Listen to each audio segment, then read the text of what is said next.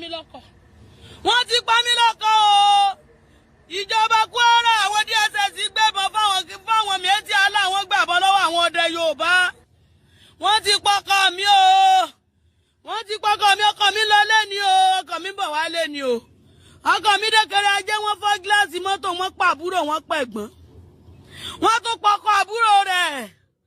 Ìjọba Kwara àwọn méjìlá àti ìgbékùn olè èèyàn 14 náà pa o. Ọdẹ bíi 10 ti kú. Wọ́n sì ti gbé èèyàn lọ́gbọ́kọ àtìyàwó lọ. Ẹ rí mi báyìí o. Òkè ọdẹ la wà. Òkè ọdẹ ti tún tú lọ o. Stéṣọ̀ òkè ọdẹ la wà. Ọkàn àwọn ọlọ́pàá gùn balẹ̀ kò sí tágbà àwọn ká. Ẹ rí mi báyìí. Ọkọ mi mo jòkó tì yìí. Ìsọ̀nà ni wọ́n lè sá fún. Ilé sá fòkù ọkọ mi, ẹwọ ọkọ mi nẹ̀lẹ̀. Ẹwọ ọkọ mi, ẹwọ ọ̀rẹ́ ọkọ mi. Ẹ rí wọn lẹ̀lẹ̀. Ẹ̀yin kíní yìí ìjọba Kwara kò ní dá fún yín. Ẹ̀yin nu Ọlọ́run. Gómìnà wa dákẹ́ wá rán DSS wá DSS olókìní tán ní kóló. Kóló kọ́pítà alálẹ́ ní kọ́pítà ọmọ kọjá. Alálẹ́. Torú ìjẹ́ tó bá yìí ti kọjá bá wọn lọ ṣiṣẹ́ níbì kan. Torú ní kọ́pítà ọmọ kọjá ọ̀sán gan-an wáyé o. Aago 7 àárọ̀ náà wáyé o. Aago 7 àárọ̀. Ẹ rí báyìí. Ẹ rí mi báyìí o. Now the woman husband 9 day ground like that. That's her husband. Lifeless on the ground. She's crying beside the dead body of her husband. And the husband brother. Now for those of you that don't understand Yoruba, I will interpret what I heard. Now, Yoruba is not that good, but we interpret what I heard. So according to what she said that DSS gave guns to Miyetti Allah. And it is with those guns that they used to attack Kwara State people. DSS gave guns to Miyetti Allah. Miyetti Allah is an association of the people that of all these Fulanis that carry cows around. So she alleged that DSS gave guns to them. I don't know where she get that information, but that's a very strong allegation.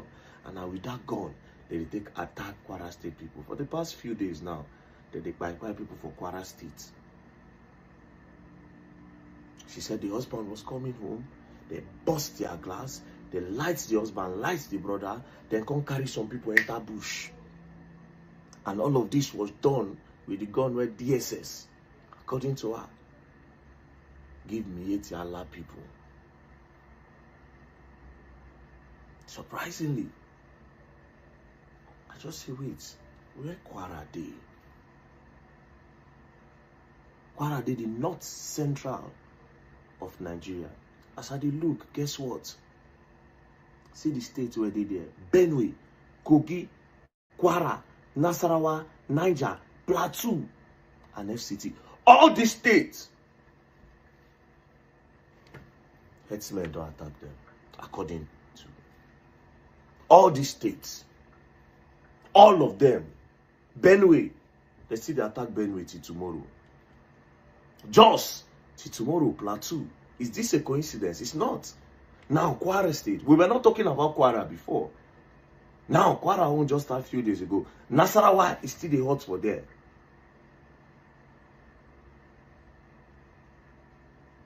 What is going on? All the states for the North Central, all the states have been surrounded.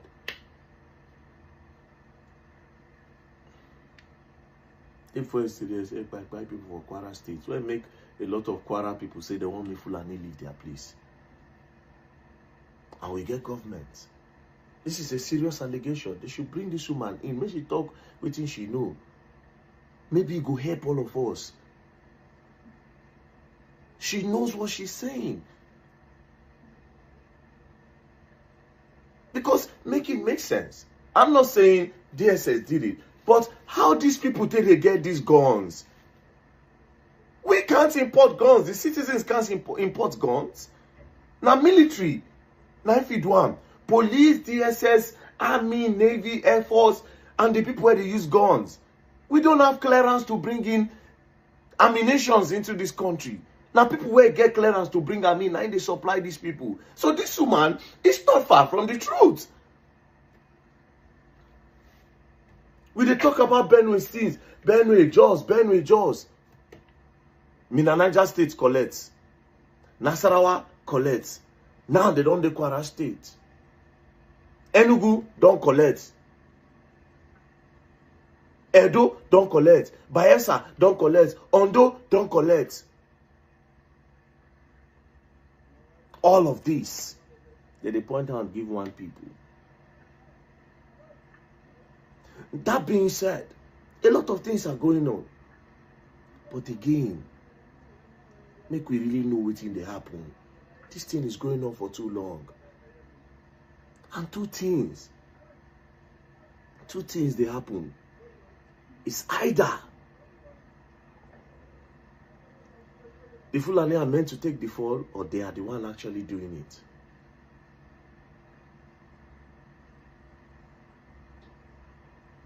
But it's obvious that this has a lot to do with politicians.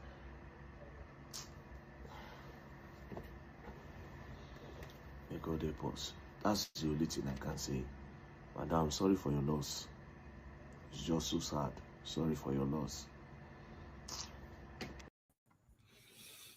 All right, my people, it's good to be back here again. Good morning, good afternoon, good evening to every one of you. Thank you very much for your time with us today. And God bless all of you. Mother for Mommy Diaspora, good evening to you, my lovely mother. Thank you very much for always being there for us. I appreciate you always. Thank you, Abu Aziz. Thank you, my brother. Thanks for all that you do. We appreciate you always. Everyone right there in the comment section, every one of you, a lot of people already there, but I appreciate every one of you. Mr. Johnson, Emmanuel, Manapegi, Modi, Luciano, Abdul, thank you very much, my people. Thank you so much. Thank you for all that you're doing. CEO, I can see you as well. Thank you, many of you right there. Just press on the like, help us to share as we move on right now. If you can, press on the dollar sign as well, and to encourage what we do here. As you all can see what is happening in Nigeria, even though you're already aware what is happening in Nigeria, but when it is rubbed on your face like this, then it becomes so reality that, oh, now true, say this thing really they happen. No. Okay, in the same week, 2 young girls, one kidnapped. At the moment, we are not sure of her life, and one died. Armed robber invaded their house. As you can see how the government are writing condolences concerning Sommie. The reason why they are doing this because Sommie was working, at Arise, or rather, she was an important person more than every other person that being killed in Nigeria every day. For example, that lady, that woman that were crying just now, her husband died and her husband's brother died, by Fulani Esme, allegedly. The government will not write condolences for people like that. The reason why you see the government are responding, reacting to Sommie, because she's important. I want to tell some of you who believes that we are criticizing government because we don't have works to do. In case you don't know, coming out every day to speak about Nigerian government is draining, psychological draining. In case you don't know. Normally, I'm not sure anybody would like to even do this job. Yes. But we have government that are selective over their reactions. Is that not baffling to you? They said Sommie wrote, she prayed that Nigeria never ever happened to her. Unfortunately, it did happen to her. I wonder what the family is passing through right now. In case you're not aware, Nigeria is not working anyhow, any angle, any dimension you want to look at it. My question remains, how did these people who are speaking, who have automatically become an advocate for Nigerian government, how do they manage to put themselves out there? They don't have hearts? How do they react to people like this that were just being killed now, kidnapped, and all that? It's a question because it's crazy. It's crazy. So now, so will you day for this country like this? You're the manager and they go like that. I will get old, our time will pass. You will get old, your time will pass. Maybe our children will also continue talking because that's what it looks like now. That's what it looks like. Even though a Messiah comes out today to say, I want to rescue you guys, to give you guys a better life, some Nigerians will fight that Messiah. They will fight you. So it looks like in every angles you look at this, it looks like we might probably, God forbid though, but we might probably just live like this forever. If it's getting better, that's another ball game, right? It's not getting better, rather, it's getting worse. The way Nigeria was 30 years ago, it got worse 20 years ago. It even got worse 10 years ago. Then it's even more severe now as we speak. I felt so bad today when I was watching this at work. I was like, oh my God. Oh my God. It's very unfortunate. Very, very unfortunate. Staying in Nigeria, man, like I've always said, I just pray. When Nigeria no tire person one day, sha. I just pray. May not be say, you just look by, you said, I'm done with the country. Because I've seen people that have done it. They decided to sell everything they have in Nigeria and move away. That's what I'm struggling with, begging God every day for us not to find ourselves in that situation. Because if you look at it, nothing is working here. I'm a patriotic Nigerian. I love my country. I want it to work. If I don't love my country, I will not invest in this country. I've invested in 3 states in Nigeria. You know what that means? I love my country. I want it to work. But it doesn't look like anything that will work anytime soon.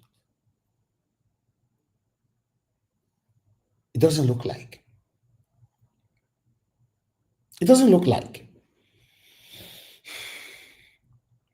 To the best of my knowledge, Sommie came all the way from United Kingdom, got a job in Arise. Then she started praising the country, that she even preferred Nigeria more than UK and all that.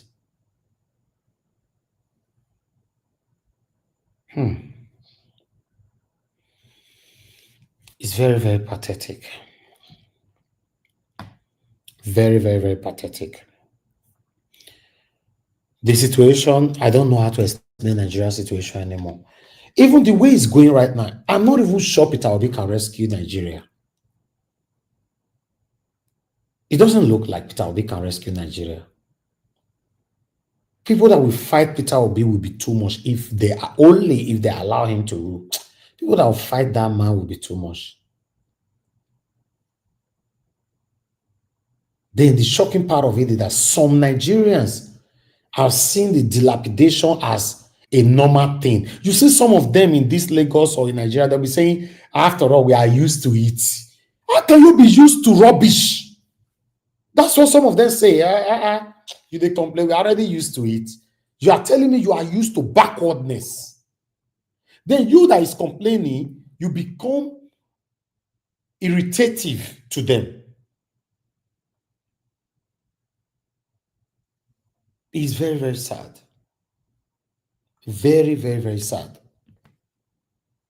where we find ourselves in this country. Before we will talk, I'd like us to listen to this video here. How Abure's audio linked how Abure sold Labour Party or messed up Labour Party. I just want you guys to listen to this. It's about money, money, and money. The Edo story, if we start the Edo story, some of you will get angry. I will not sleep tonight. You will be too angry. We know the Edo story now. We know. You will be. We know. We that were in Edo. You will be too angry that how can one person be so greedy, so wicked, so demonic, to have such disregard for the collective will of distinguished, hardworking young people who really want to move the party forward. How can one person be that demonic? If the person were your father, I'm sure you people will fight naked on the street. God, I beg you, tell the story. My donation is in Edo. I donated a lot of money for Edo campaign. See how Edo started. Let me give you a background story of Edo. Tell the story. It's painful. Before now, Abure was a Shomoles boy over the last 15 years. When Abure was working in night post before they sacked him for stealing. I met the man that borrowed Abure 15,000 naira. Guys, hold on now.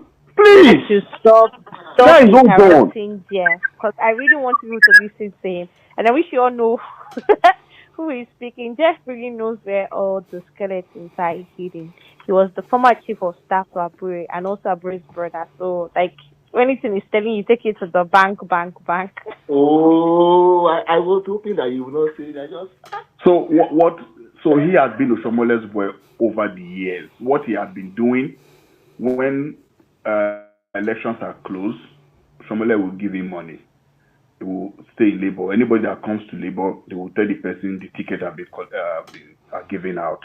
It has taken us a long while to get in here, but we are finally here. I hear a lot of you are trying to make excuses for Julius Abure and his nefarious activities in Labour Party. It's fine to be ignorant, but of course, that's why we are here.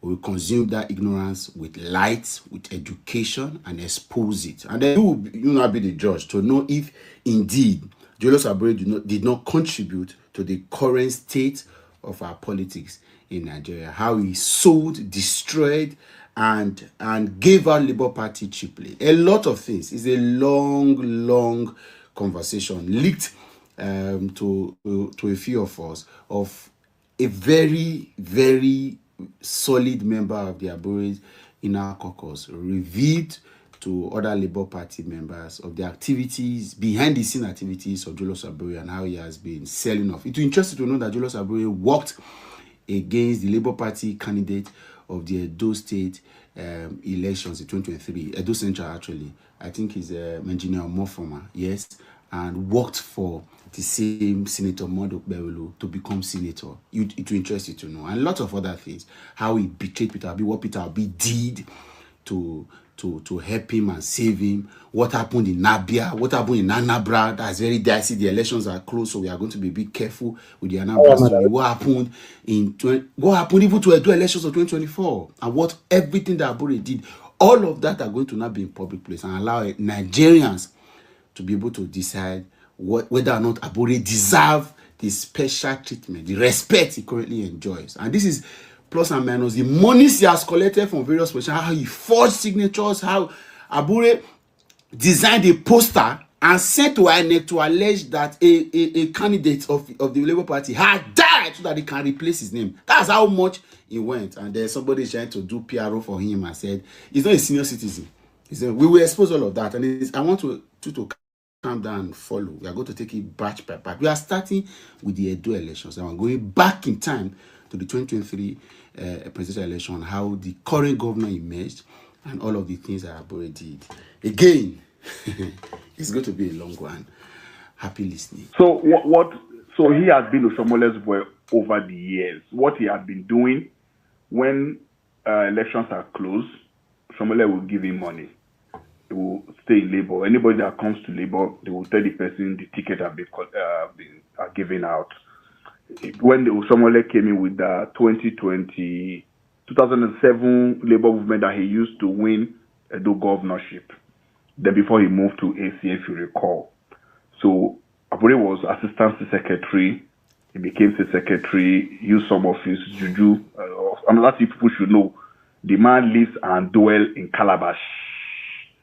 he has extended his tentacles now, the Babalawo in the neighboring countries. I'm sure he now has their contacts. That is his stock in trade. So that's by the way. So what he's always done when APC or PDP are running for elections, they come to him, they give him money, they tell him to hold the ticket so that if there's any strong candidate who doesn't get ticket from one of the big parties that will likely make an impact in a smaller party like Labour, if they come, they will block them.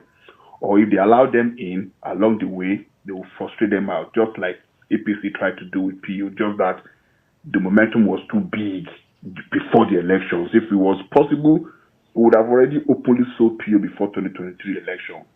So that's what he's always done.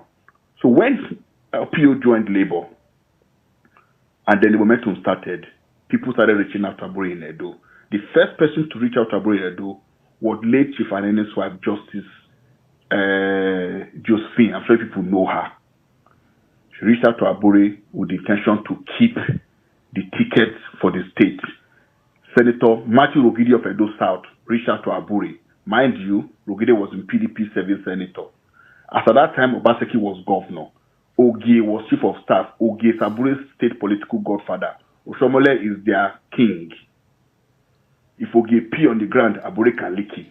That's how much of a slave he was to Ogie. So Ogie was the one Abure goes to get the money and all of the things he cannot do to Oshomole directly. So what they did, when Obaseki started having issues with the state assembly, if you guys recall, they gave up Abure 300 million to secure House of Assembly seats in Labour for everyone under the PDP structure. Should Obaseki fail in court, they will use the Labour structure to deliver them, and then eventually they will resolve the platform much later. So he took the money. That was the money he used to buy his first Abuja duplex. When he took that money, they were negotiating. Matthew Rogide came. Matthew Rogide wanted to take the whole electable seats in the state.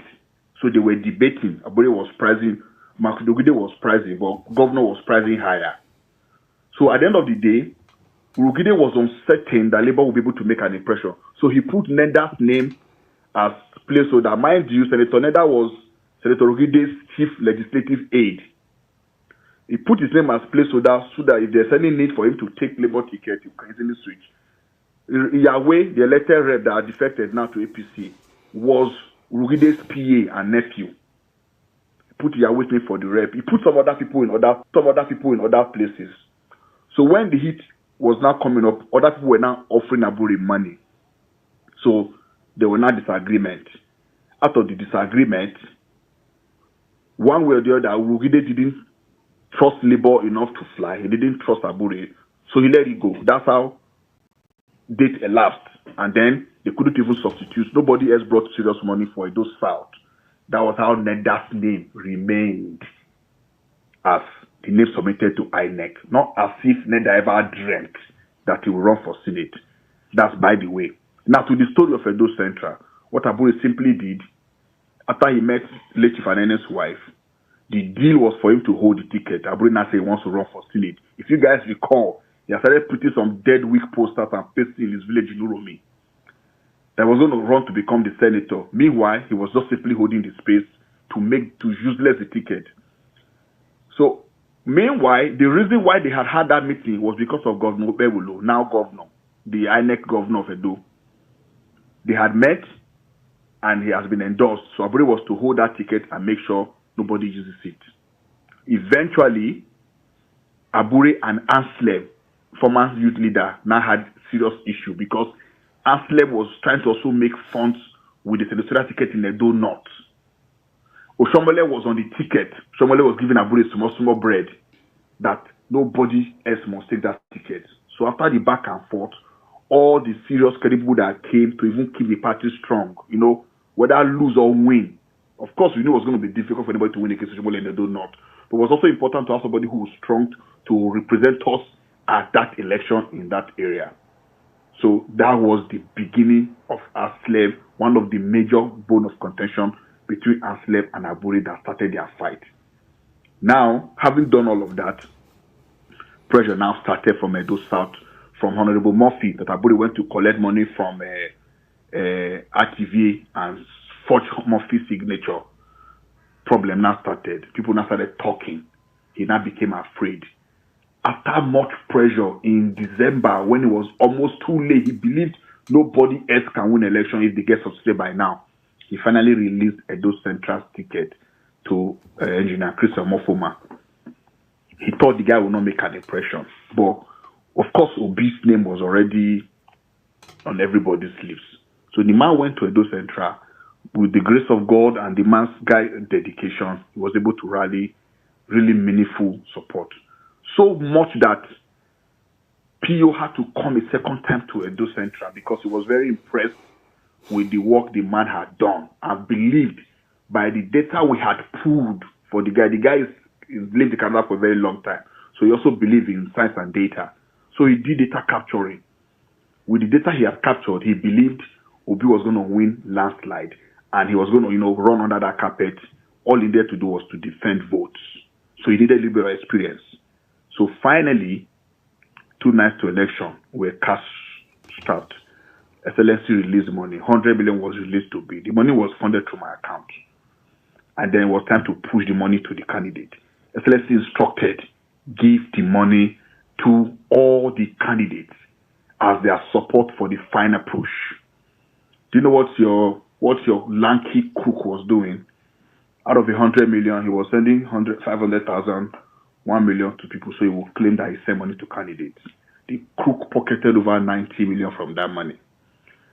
The Edo Central senatorial candidate even brought 5 million cash. He was able to rally 5 million. He brought it to Outway at night and said, Chairman, use this money for a local government for logistics. If need be, I'm holding the other areas strong. I believe we'll win the election. This guy carried that money, went into the room and locked it up. Not a kobo was released.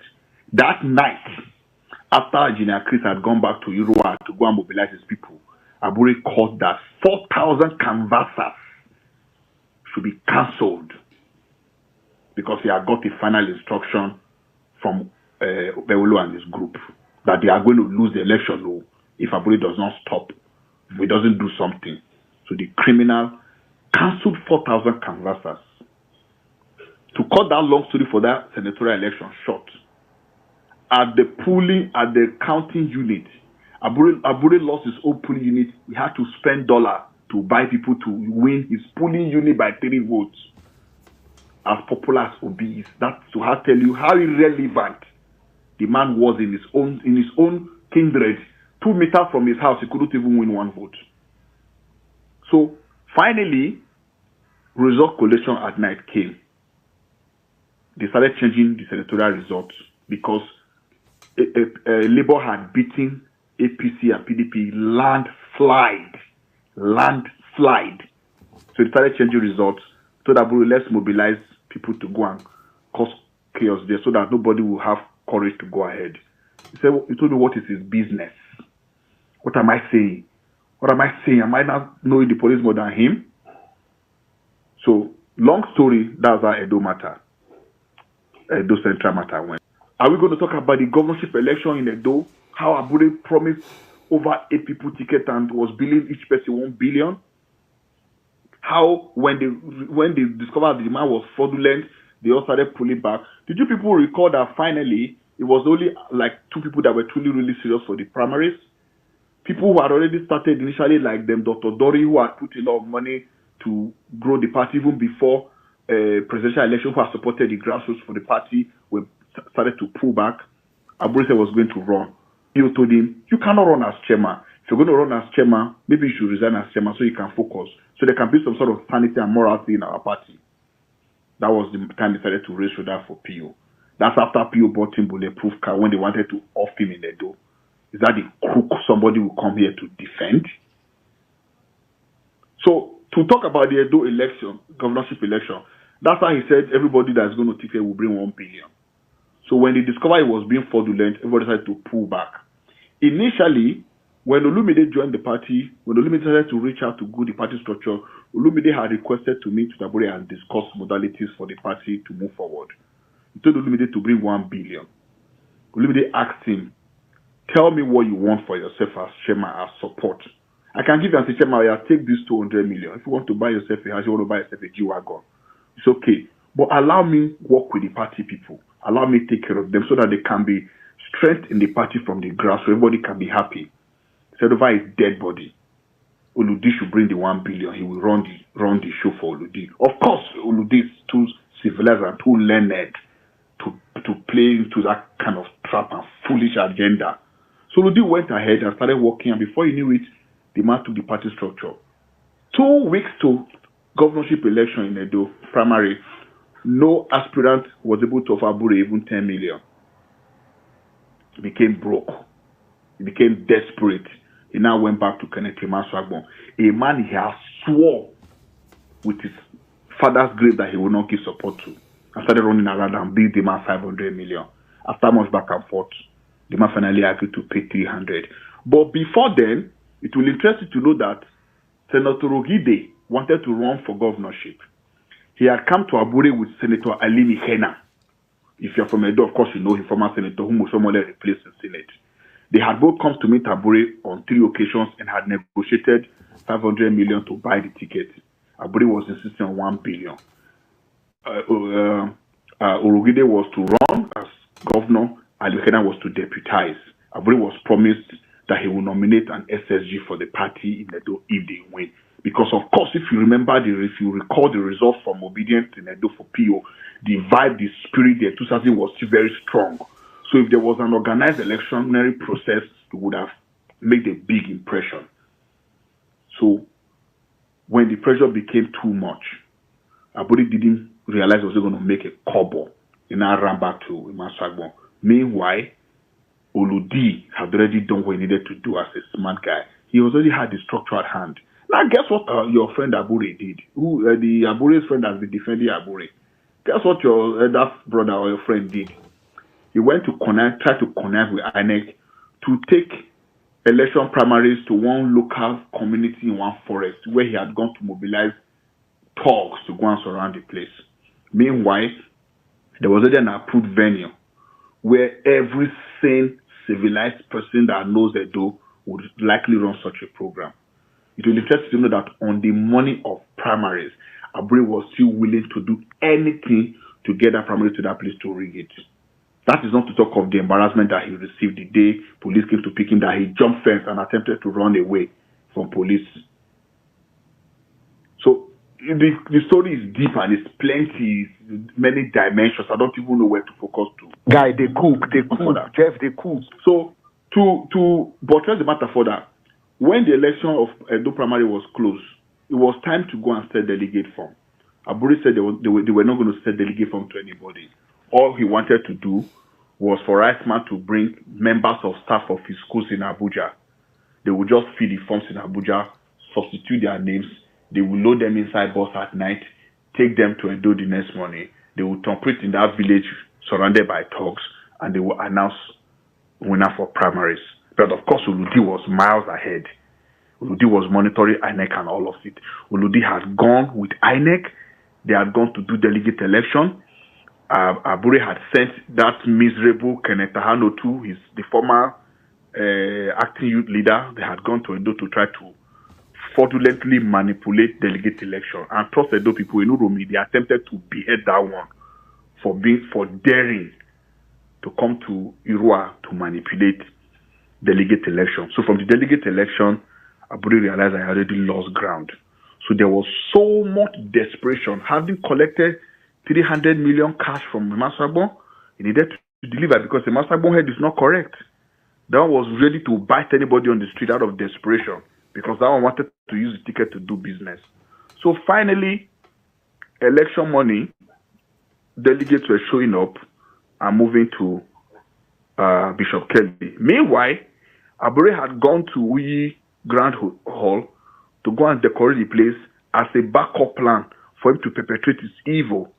He had gone there to surround the place with thugs. Abure was moving in Benin with over 15 policemen with the money he was giving and the policemen Rasma brought for him in a bid to manipulate an election process against an Oludi on the ticket.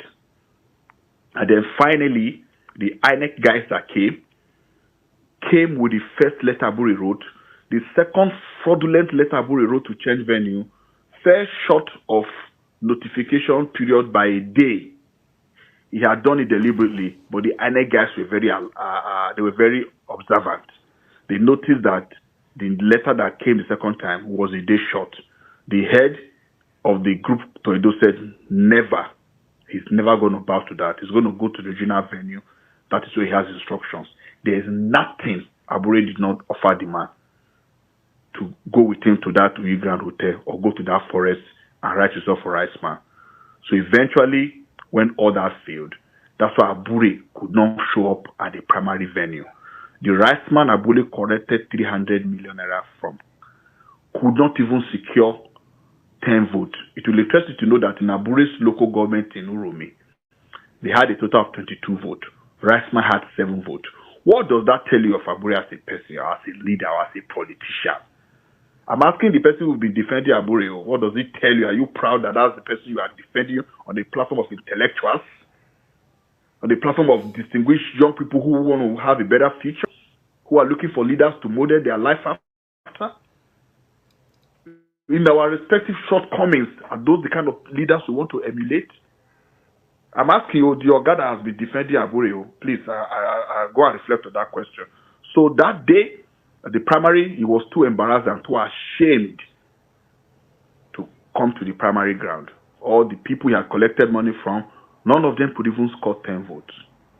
Olumide, of course, he played his politics, supported the party from the root, but changed the secretariat, took care of all of them, and did make promises to them that if he takes the ticket, he's going to take care of them. Whether you want to say he monitors the politics, it is one thing to give politicians money at that level. It is one thing to build friendship. Olumide had built very cordial relationship with every member. Olumide knew every member of Labour Party ESCOs from local government to state to ward by name.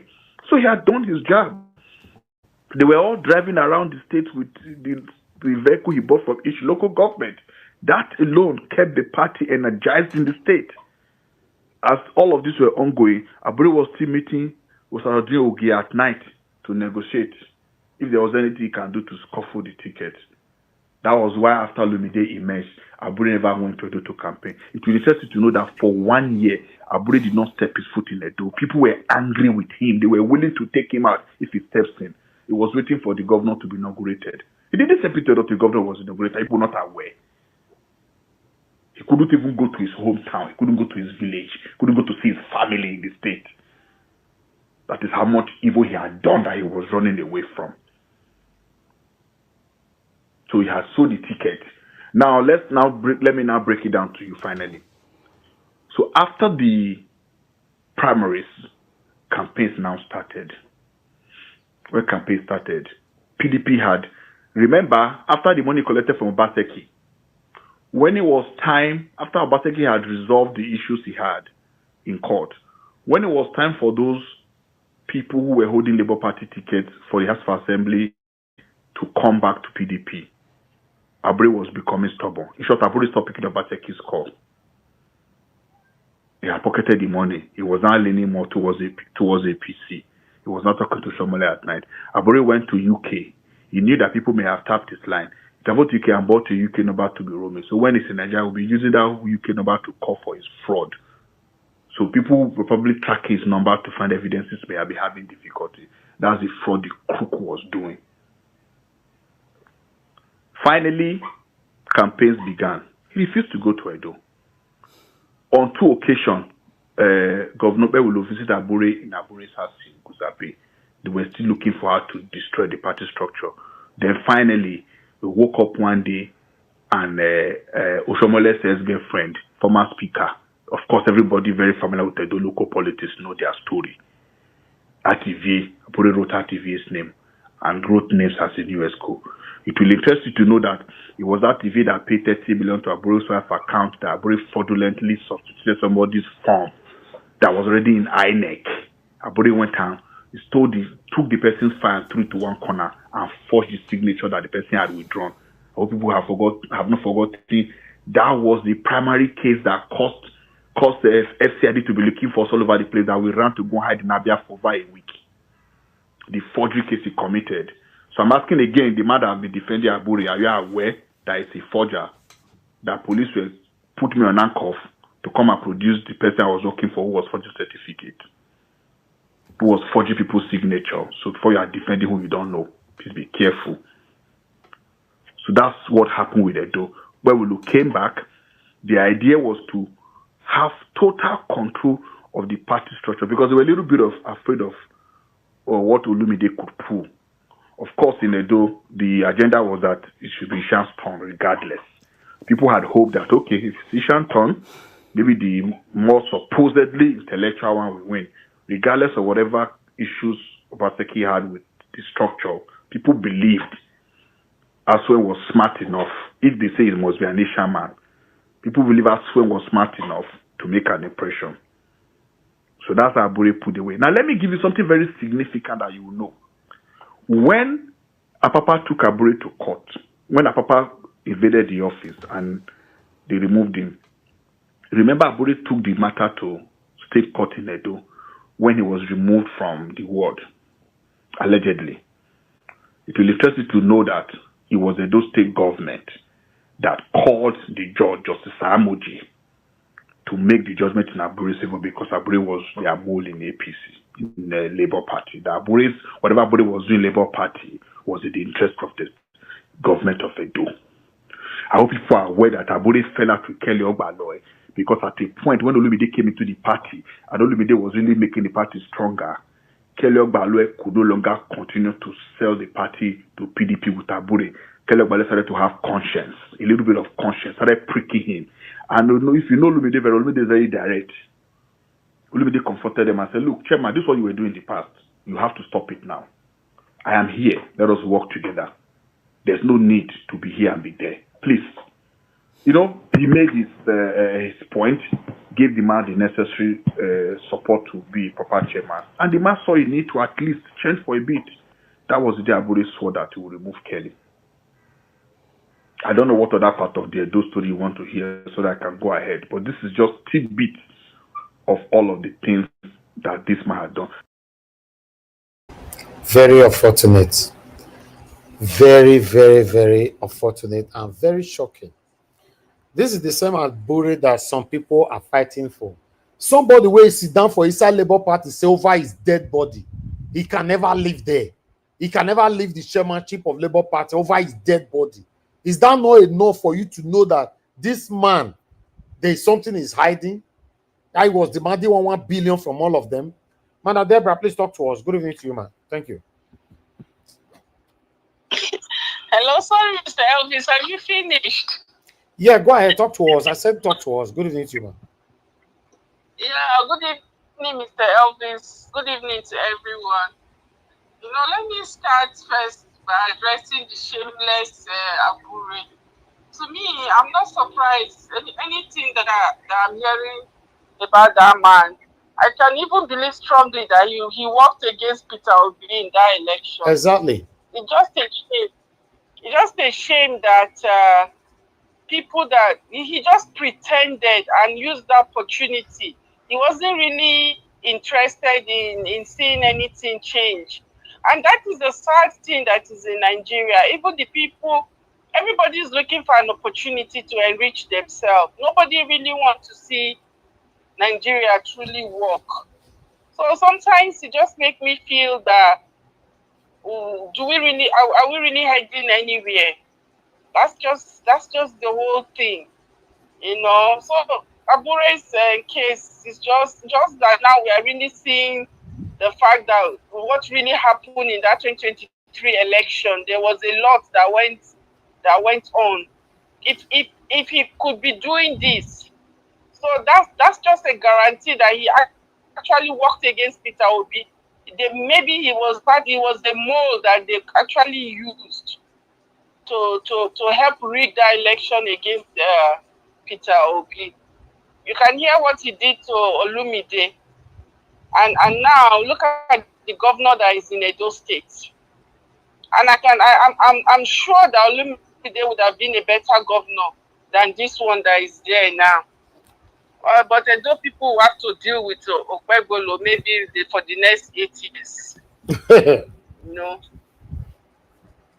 It's funny, but they will have to deal with it. So the sad news of this Sommie, honestly, I felt like crying listening to that how that beautiful girl, that young lady, just lost her life unnecessarily. But you see, my message to those Nigerians or those people that are listening that belong to the category of people that say, consign me, consign me. When they are talking about Nigeria, sometimes it hurts my feeling when I call some people in Nigeria. If I want to bring up the issue of Nigeria, I say, I beg, Nigeria matter. I beg, consign me. You don't know when it's going to consign you. Maybe those people that the armed robbers attacked that day, probably some of them are saying, consign me, consign me. But you don't know when it's when Nigeria will happen to you, one way or the other. This is what we are saying. Look at a young, healthy girl that was not sick. She was just taken away like that. Just like that. She was just taken away like that. Even after taking her to hospital, they couldn't even attend to her urgently. You see? But if it is abroad, if they take somebody to hospital, immediately they will swing into action to save her life. But is that the case in Nigeria? So all those people that are saying, consign me, when it will consign you, that is how people too will be talking. When we are all fighting for a better system that works, people, consign me now. Everybody, somebody like Abure now, in his mind, he think he has achieved, he has a way of getting money from the system. One day Nigeria will happen to him or somebody close to him. So all these things that is going on, I hope people will learn from all these things and begin to, if we all come together to see how we have a good system that works. But unfortunately, that agenda it doesn't seem to be possible. Now they are trying to, ADC is trying to bring Goodluck Jonathan that they know very well that is not going to be able to do anything. But they are bringing him because they know that he's going to suit their agenda. It's just such a sad situation. Sad situation. Thank you, ma'am. Thank you so much, Mr. Elvis. Thank you, Madam Deborah. Thank you, God bless sir. you, ma'am. Thank you so much. Yeah. Okay. I would like us to start talking now. Thank you very much, everyone, right there. Thank you, Saddam. I appreciate you. Thanks for the super chat. And according to your message, you said none of the old brigade politicians can fix the Niger problem. We cannot put our faith in the coalition of thieves. Sowore has integrity. Peter Obi also have integrity now. Sowore have integrity. Peter Obi have integrity as well. But nevertheless, which integrity, Mr. Elvis? Which integrity are they saying Sowore has? Which integrity?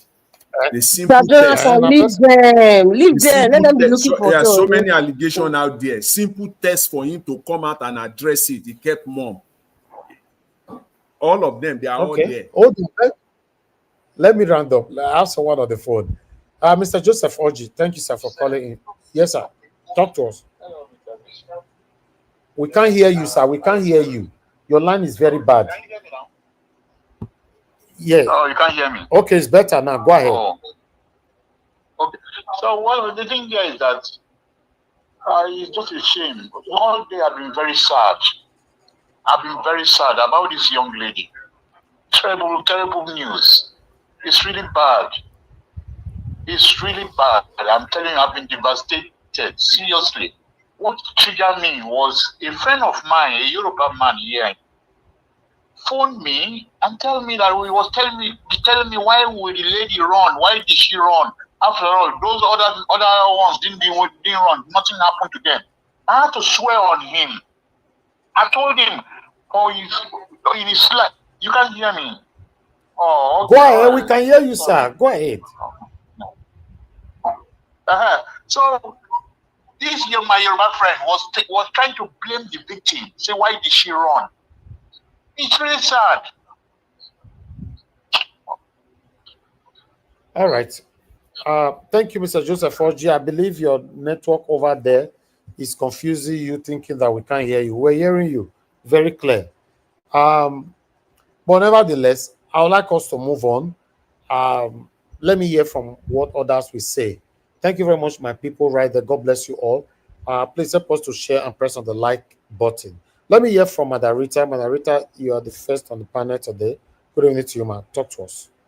No, sir. Where's sister? My lovely mommy, Lame, and greetings to every person in the comment section as well. Today is a sad day, but it's also a day of reflection. I don't know where to start from. Okay, I'll just start by saying, may Somto's gentle soul rest in perfect peace with Jesus.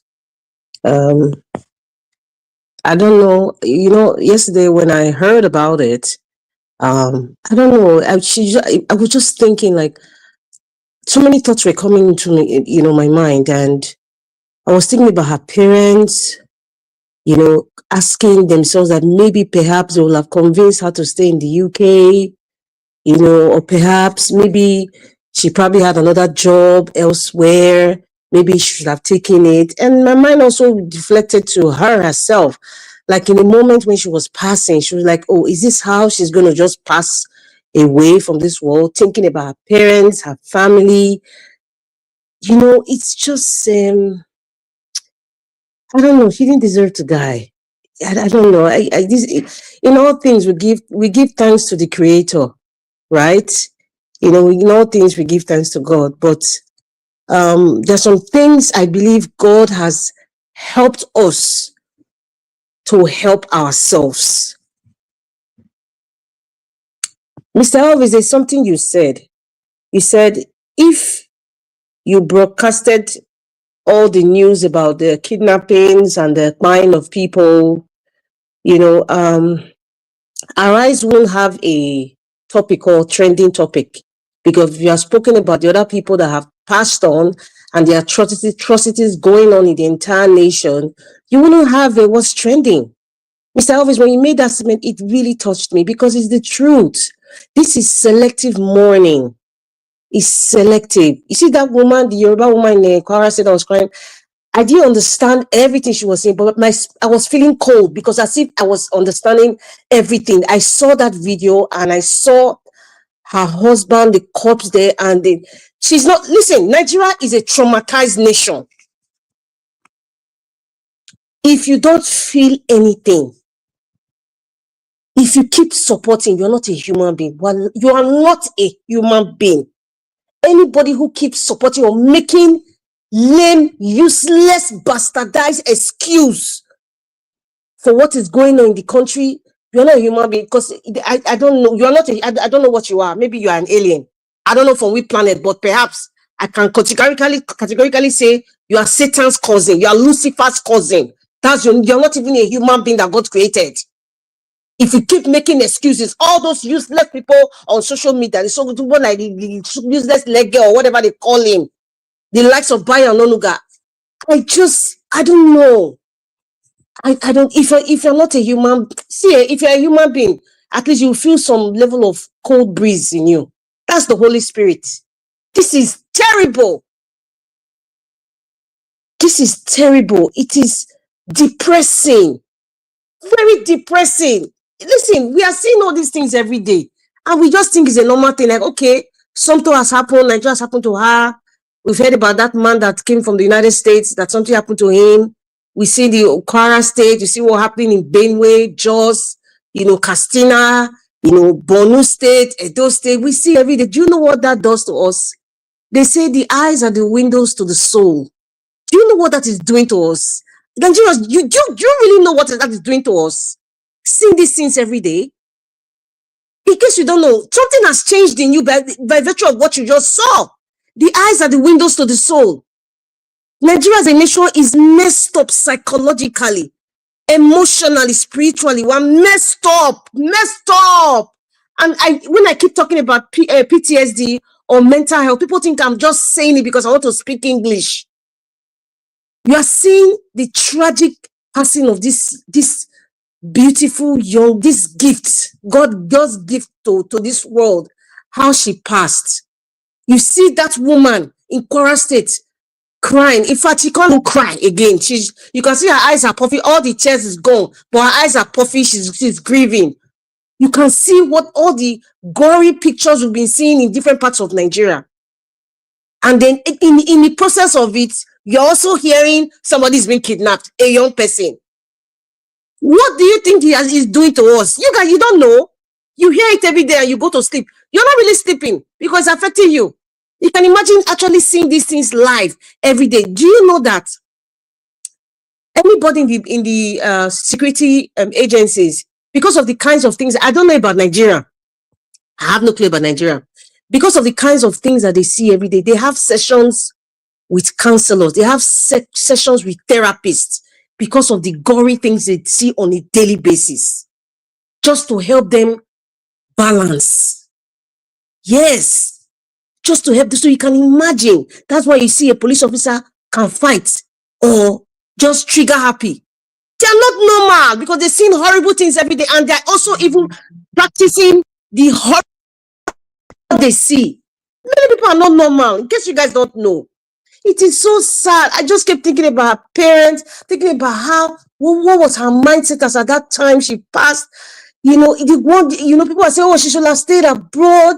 She said, I want to be a politician. Like, oh my goodness, look at the kind of person. This girl could have been the president. I want to be a politician. It means this girl, she cared a lot about Nigeria. She cared a lot about people. She loved Nigeria. For her to leave UK and to come to Nigeria, and she said she wants to be a politician. She cared about children. She cared about the nation. It means she loved Nigeria enough to come and stay in Nigeria and even work in Nigeria. She has seen the potential. Mr. Elvis, you talk about your investment in Nigeria. Presently, you are in Nigeria. You have the other option to live abroad. But because you love Nigeria so much, you're still believing in Nigeria. Even if you complain and say Nigeria is finished, you still believing in Nigeria. You're still investing there. You still come there and stay very long period. You're still sacrificing physical time with your family. You're in Nigeria doing things even for people. What does that tell you of that kind of person? What does that tell you? That's the same thing I can see in Somto. What does that tell? A beautiful girl. She probably just take a look at this girl. Okay, all those condolences from governor and whatever. What's that going to do? Listen, let me tell you guys some bad news. So like this is going to happen again. Probably we're going to have another one tomorrow. Yes, when we talk about little kids being, taken down in high schools, private schools, there's an uproar, there's some hula baloo about it, and another child is going to pass away again in another private school owned by a politician or a senator. That's the name of the game. Sylvester Oromoni passed on. That investigation kind of dwindled down. They kind of blamed it on the parents. But however, things that are happening in that school, that part was taken away. It was deflected. It is still happening. It is still going to, if after Sylvester Oromoni, another one happened again, Abi? Another one happened again. I remember that time now. This is something now. Another one is going to happen again. And then going back to the hospital. Yes, going back to the hospital. Listen, I made a comment on social media. I said, until the federal government of Nigeria start prosecuting medical personnel, even if you're a private hospital, a government hospital, or you're just a clinic or a little primary healthcare center, until the government start prosecuting them, and it is seen, SEEN. The world needs to see it. The social media needs to see it. Even their fellow medical practitioners need to see it, and their subordinates need to see it. It would not stop. That is why in Nigeria today, nobody respects the law. Everybody does what they want to do. They can tell you, oh, you need a police report. The government said, oh, you do not need any police report, treat everybody, you know, whether the person is an armed robber or whatever, a victim, treat the person. I mean, when you become a medical doctor, you swear an oath, for crying out loud. Even as a nurse, you do, right? So even if they've mentioned that or passed the law or whatever, many hospitals still reject people. And what happens to them is only announced. They probably charge them 50,000 naira, that says according to the law, and everybody moves on. Tomorrow is going to happen. So that's why I'm saying Somto's case is going to happen tomorrow. It's going to happen. And, you know, at this point, that's why I said I have no patience for greenhorns. I have no patience for anybody to feel like, oh, they're not aware of what's happening. They're not. Listen, I have no patience for you right now. The way Nigeria is right now, I have no patience. Because if you cannot speak up, and if you cannot stand for the truth, I have no patience for you. I'm sorry, my darling. I have no patience. Because right now, all these tears it's rubbish. It's rubbish. All these tears of condolence, it is nonsense. This system is killing Nigerians. The Nigerian system is killing Nigerians. The politicians are, in fact, the politicians murdered this girl, just like so many other people. Yes, the box stops at the man from Bodlon's desk. I can say he's the one that murdered all of them. Yes, and all the subordinates who are supporting, you all murdered these people. You all murdered Somto. Yes, I will tell you, if your spirit is not catching you right now, you're not a human being. So I don't know, I'm a human being, so that's why I'm speaking like a human right now. If your spirit is not catching you, you are not human. This is so sad. It's depressing. Many people seeing this, it has triggered a lot of things. You know that. See, that's why I say what we see every day, we're just seeing it, but it's something is happening to us. The person of this girl has triggered, I can tell you, has triggered the parents of that dentist that died in that Kaduna attack. The girl that's supposed to go to Canada, it has triggered something in their family because seeing this girl now, they remember what happened to their daughter. Yes. It's triggering a lot of things. That's why I said we are a sick nation. Emotionally, we are a sick nation. We are sick. We're in pain. We have anger issues. We have mental, psychological issues because of everything we're seeing every day. It's too much. It's too much. And you know what? It's getting close. And that is why you see people like Mama P. I respect them a lot because even VDM, I can't even imagine the number of cases that they see every day. I can't. And then like some Nigerians will now say Mama P, she's the one that attacked Abure first. Hey God. What is wrong with people, for crying out loud? What in heaven's name is wrong? We are not normal as a nation. We are not normal. I think that's the problem. Because when we are so used to abnormality, when we see, she's like, oh, there's nothing there now. What's the big deal? Oh, Mama P, you shouldn't have shouted. Oh, Mr. Elvis, why are you shouting? Oh, Mama Rita, what's wrong with you? Why is she talking like that? What's her problem? You are not normal, but you think you are normal. When you're not normal, because what I'm telling you now, it sounds abnormal to you because you're not normal. The system has damaged your level of thinking. It has decimated it. That is why you see people who are talking against this government. You just feel like maybe, oh, your own is too much. Why are you talking? You are not normal already. The system has damaged you. The system has damaged a lot of us, both home and abroad. Yes. There's a problem here. There's a problem here. The system has damaged you so much that you can support a politician who is spying people. People like Sheikh Gumi can come and give you reasons why Boko Haram is doing what. The man is not even normal himself. He doesn't even know. He's seeing your own people. It's not even about religion now. Women, children, pregnant women, young potential men are being pied because you just feel like these people have a reason to do what they're doing. You just feel like, let us negotiate. So it is normal for you. It is very normal. So I want to use a machete on a baby. It is normal. That person is sick. Nigerian murdered Somto. May I so rest in peace, and the rest of the people, who have passed on due to Nigeria happening to them, may I so rest in peace. And I heard that those girls, Mr. Elvis, I saw it on social media that those girls who were kidnapped, the one that finished the law school, that they've been released and dropped at Oakville in those states. I didn't realize that my time had really passed. I just wanted to say, okay, maybe my next submission, but I just wanted to say in the Charles Dickens novel, Oliver Twist, Abure reminds me of fagging. That's the only way I can describe Abure. His physical look, everything, his character and everything that's going on, he just reminds me of fagging. Google is your friend. Please read, people. Thank you, Mr. Elvis. My time was short, oh. Did I speak so long? Ah. Yes, 15 minutes. 15 minutes, you don't dey talk, so but if I 78 years now, you don't dey talk. Thank you, ma. Thank All God, right. Mr. Elvis. Okay. Good afternoon. Thank No, you. well done.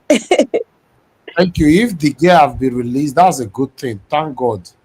You know, first time I'm hearing it from you. Before I came on air, I don't know whether they don't release them. I think I You sent it know. to you on your WhatsApp, your private WhatsApp. Oh, okay. Maybe Yeah, I because feel. I saw it on Instagram that that they've been left and was it Instagram or one of these papers? And in Okpila right now they've been released. So I can't verify it, but that's what I saw. What are they doing in Okbela? Maybe that's where they released them. That was the catching point where they probably gave them the money and dumped them there. They were kidnapped in Kogi State, local jail now. Okpila is not far now. That's the end of Edo State now. All right. The news will be clear tomorrow. You know, when it's Yeah. coming from Instagram and not a reliable platform, it's difficult for me to report it. Yeah. But I understand. let's stream. Yeah. Thank you very much, man. Thank you. All right. I appreciate you all, my people. Press on the like. Make una press on the dollar sign. I hope now no say 2 days is just my birthday. 2 days on the 2nd of October. Today is the last day of the month, right? Jesus. I think it's on 31st this month, Rachel. Now almost this evening, I hear them. Somebody they tell me say that today be the last day of the month. Tomorrow is first. Next tomorrow is my birthday. Jesus. Anyway, I appreciate you all, my people. Let me hear from the next person on the panel, which is Oga F. Emmanuel. Oga F. Emmanuel, it's good to have you on the show, sir. Talk to us. Good evening to you. Good afternoon, Mr. Evix. Thank you, sir. Happy birthday in advance. USA. Thank you. Thank you for giving us this opportunity again to speak. With a heavy heart, I want to first of all thank Madam Rita, our beautiful sister in the house. I thank you so much for always showing up this day. Thank you for a wonderful submission. And Mr. Egbo Jonathan Kislin, I hail you, sir. Sir Louis, I greet. Well. What else can one say? Nigeria keep failing us. Every nook and cranny, Nigeria keep failing us. The security has failed us. Healthcare has failed us. The economy has failed us. The only thing that looks like is thriving right now is criminality, political criminality. That is the only thing that thrives right now in Nigeria. Everything, institution, every fabric of our country is dead, has failed. And this failure was not something that just happened. These are things that is being orchestrated by human beings. Nigeria is a country that does not value its citizens. Security failed, healthcare failed. This lady would have survived. Let's even assume that she sustained injury, maybe almost at the verge of death. Was she rushed to the hospital? Of course. Did she make it to the hospital? Yes, she made it to the hospital. Was she attended to? No. Of course, it's human being that's supposed to attend to fellow human being. But what happened? They failed. And life gone. this would have been a potential somebody's wife, a potential mother. 29 years. Nigeria happens to Nigerians every day. Time will come in Nigeria that people will no longer celebrate any achievement because of kidnapping, even in fact, including testimonies in churches. Time will come that people will just go to their bedroom and thank God secretly. Because you are not even sure. Look at the other lady now that just graduated from law school, has been kidnapped. Exposure everywhere. Last week, there was a jungle justice. I heard in a Delta state, a lady kidnapped, I think a toddler or a small boy or something. They caught her and they burned her alive. In a sane society, having caught a thief, he handed her to the appropriate authorities. But they took life as if it's nothing. Look at our governors. So how they are tweeting like popcorn, back to back. Condolence, condolence, condolence. Look at the response. Is it condolence that will chop? No wonder when they have a little headache, they are flown abroad for medical attention. Then the ordinary Nigerian cannot get a simple service, emergency service in the hospital. Wow. Wow.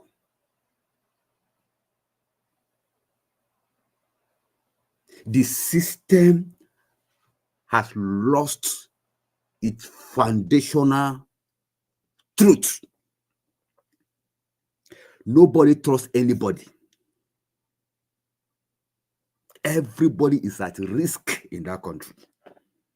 If you sleep and you manage to wake up, because by the virtue of the kind of estate this lady lives, you can assume that will be a good security.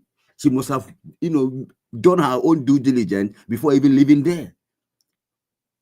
Because in any estate you're living now, either in Abuja, Lagos, or whatever, the first thing you check is security. Boy, she must have done her due diligence. Thinking, okay, this place is secure, they have security. But look at it. What happened? Jesus Christ. This is really, really painful. Really, really, really painful. Sincerely. Nigerians, you're seeing, when we come online and we are talking, appreciate what we are saying. Because if you keep quiet today, you never know the next victim. Might even be for your very family, including those of us that are abroad. Any call that comes to my phone now, I'm careful to even pick it because you don't know the next news. You'll be thinking that, I just spoke to your sibling, I just spoke to your mom, I just spoke to your family member. In the next minute, it's a different story entirely. So, while we're here, we are still even afraid, as if we are there live on ground.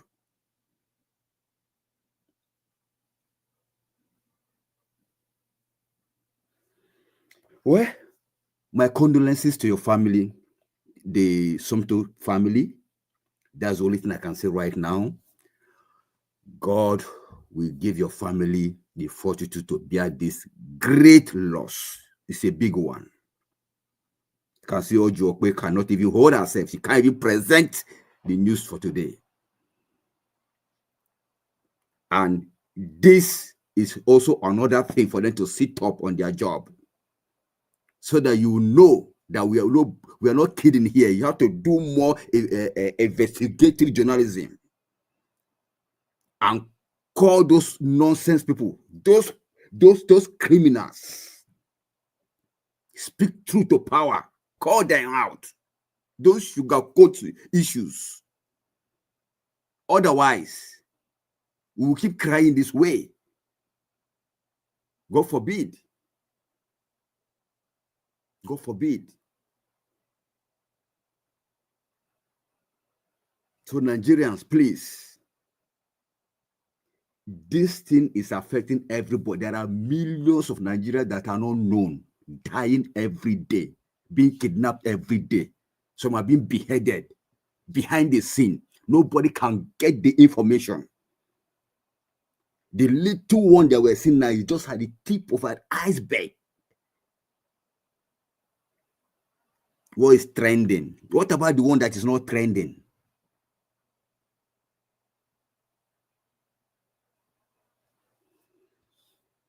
It is well. Then finally, Abure. Well, Abure is a greedy criminal. Is the Judas Iscariot of the Labour Party.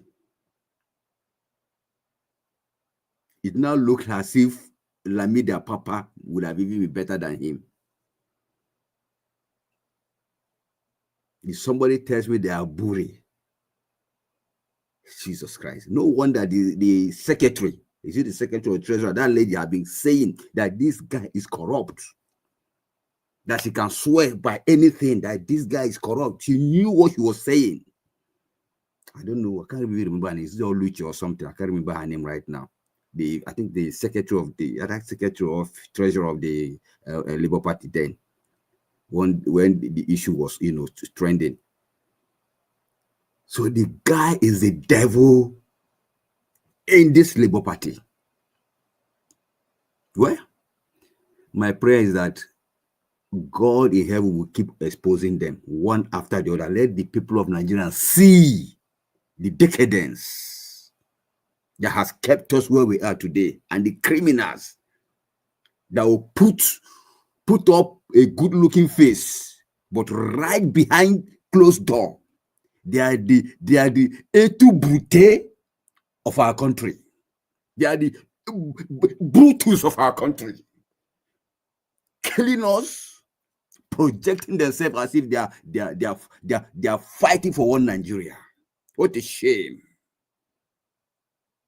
I call this one somebody husband, somebody father. This money we are even fighting for, where are we even taking it? How many quantity of food can you eat per second? The size of your room is not just one corner of the bed you're going to lay.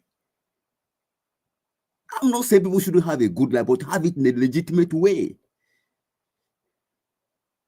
Jesus Christ. The service in fact, today have been down once I heard this whole story. Bye everywhere. And on top of this, these criminals are lying. Went to Brazil and tell us that no more corruption. It's happening every day, not just today. Every day now they are happening. Jesus Christ. Hey. Thank you, sir. Thank Nigeria, you. Nigeria. It is well. Thank you. Let me stop you from there first. God bless you, sir. Thank you very much. That's where we find ourselves in our country. Nowhere is safe right now. This kind of time now, you cannot even drive around. Everywhere is terrible in Lagos right now. So, in fact, Mr. Evix, the way I'm seeing it now, if you are graduating from anything or doing better than anything, it's like a risk, because once that social media capture your activity, you never can tell people that are seeing you. It's a terrible thing. I'm telling you, it's terrible. And the worst part now for Lekki is that no road is good in Lekki anymore. I mean, the major road, Lekki Expressway, nowhere, no road is good at all. It looks like a state where we don't have a governor, You know, when you speak against them now, they'll be angry with you for a reason I don't know. When I was going to work, you know, this morning, I have to record because where we went to work, this area here, you have to record. Let me show you this dilapidated road here at Aja Under Bridge. Before I will call Mr. Jonathan, let me show you here. Guys, watch this video.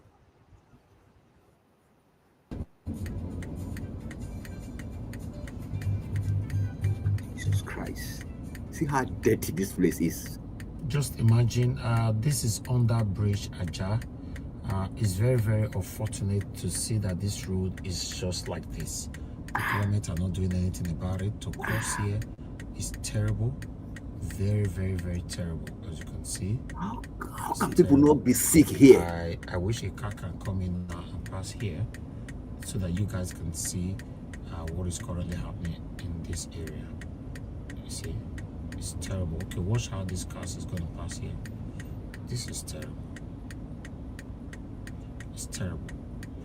And then coming to this area is sickening. You know, look, they are oh my god, just look at that. You know, this is Lagos State, Under Bridge Aja. Look at this, a major road. This is a major road, guys. This is a bridge. This is a major road. It's terrible, very, very terrible. And there's what's it called? A dumping field right here. Waste dumping area everywhere. And there's another waste dumping area here. Watch this one here. Watch, you see that? It's just crazy. It's crazy. Look at all the roads. Almost all the roads currently right now in Ireland, all is bad. You know, from Lekki Phase 1 all the way to, I don't know, everywhere. In Lekki Ekpe Expressway, all is just bad. It's crazy. All right. This will not be safe as now. I did this by myself. I know. You this know, is misplaced priority. This road should have been fixed, and we are spending trillions doing This major road. You don't have any other option than to follow this road.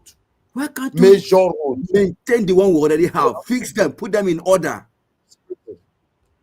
It's crazy. Meanwhile, Lagos State government is buying a 250,000 naira wristwatch amongst many others. Now, well done, oh, Lagos is shining too. Hold on, let me take this call. Thank you, Mother Deborah, for calling in. Please, quickly, 30 seconds.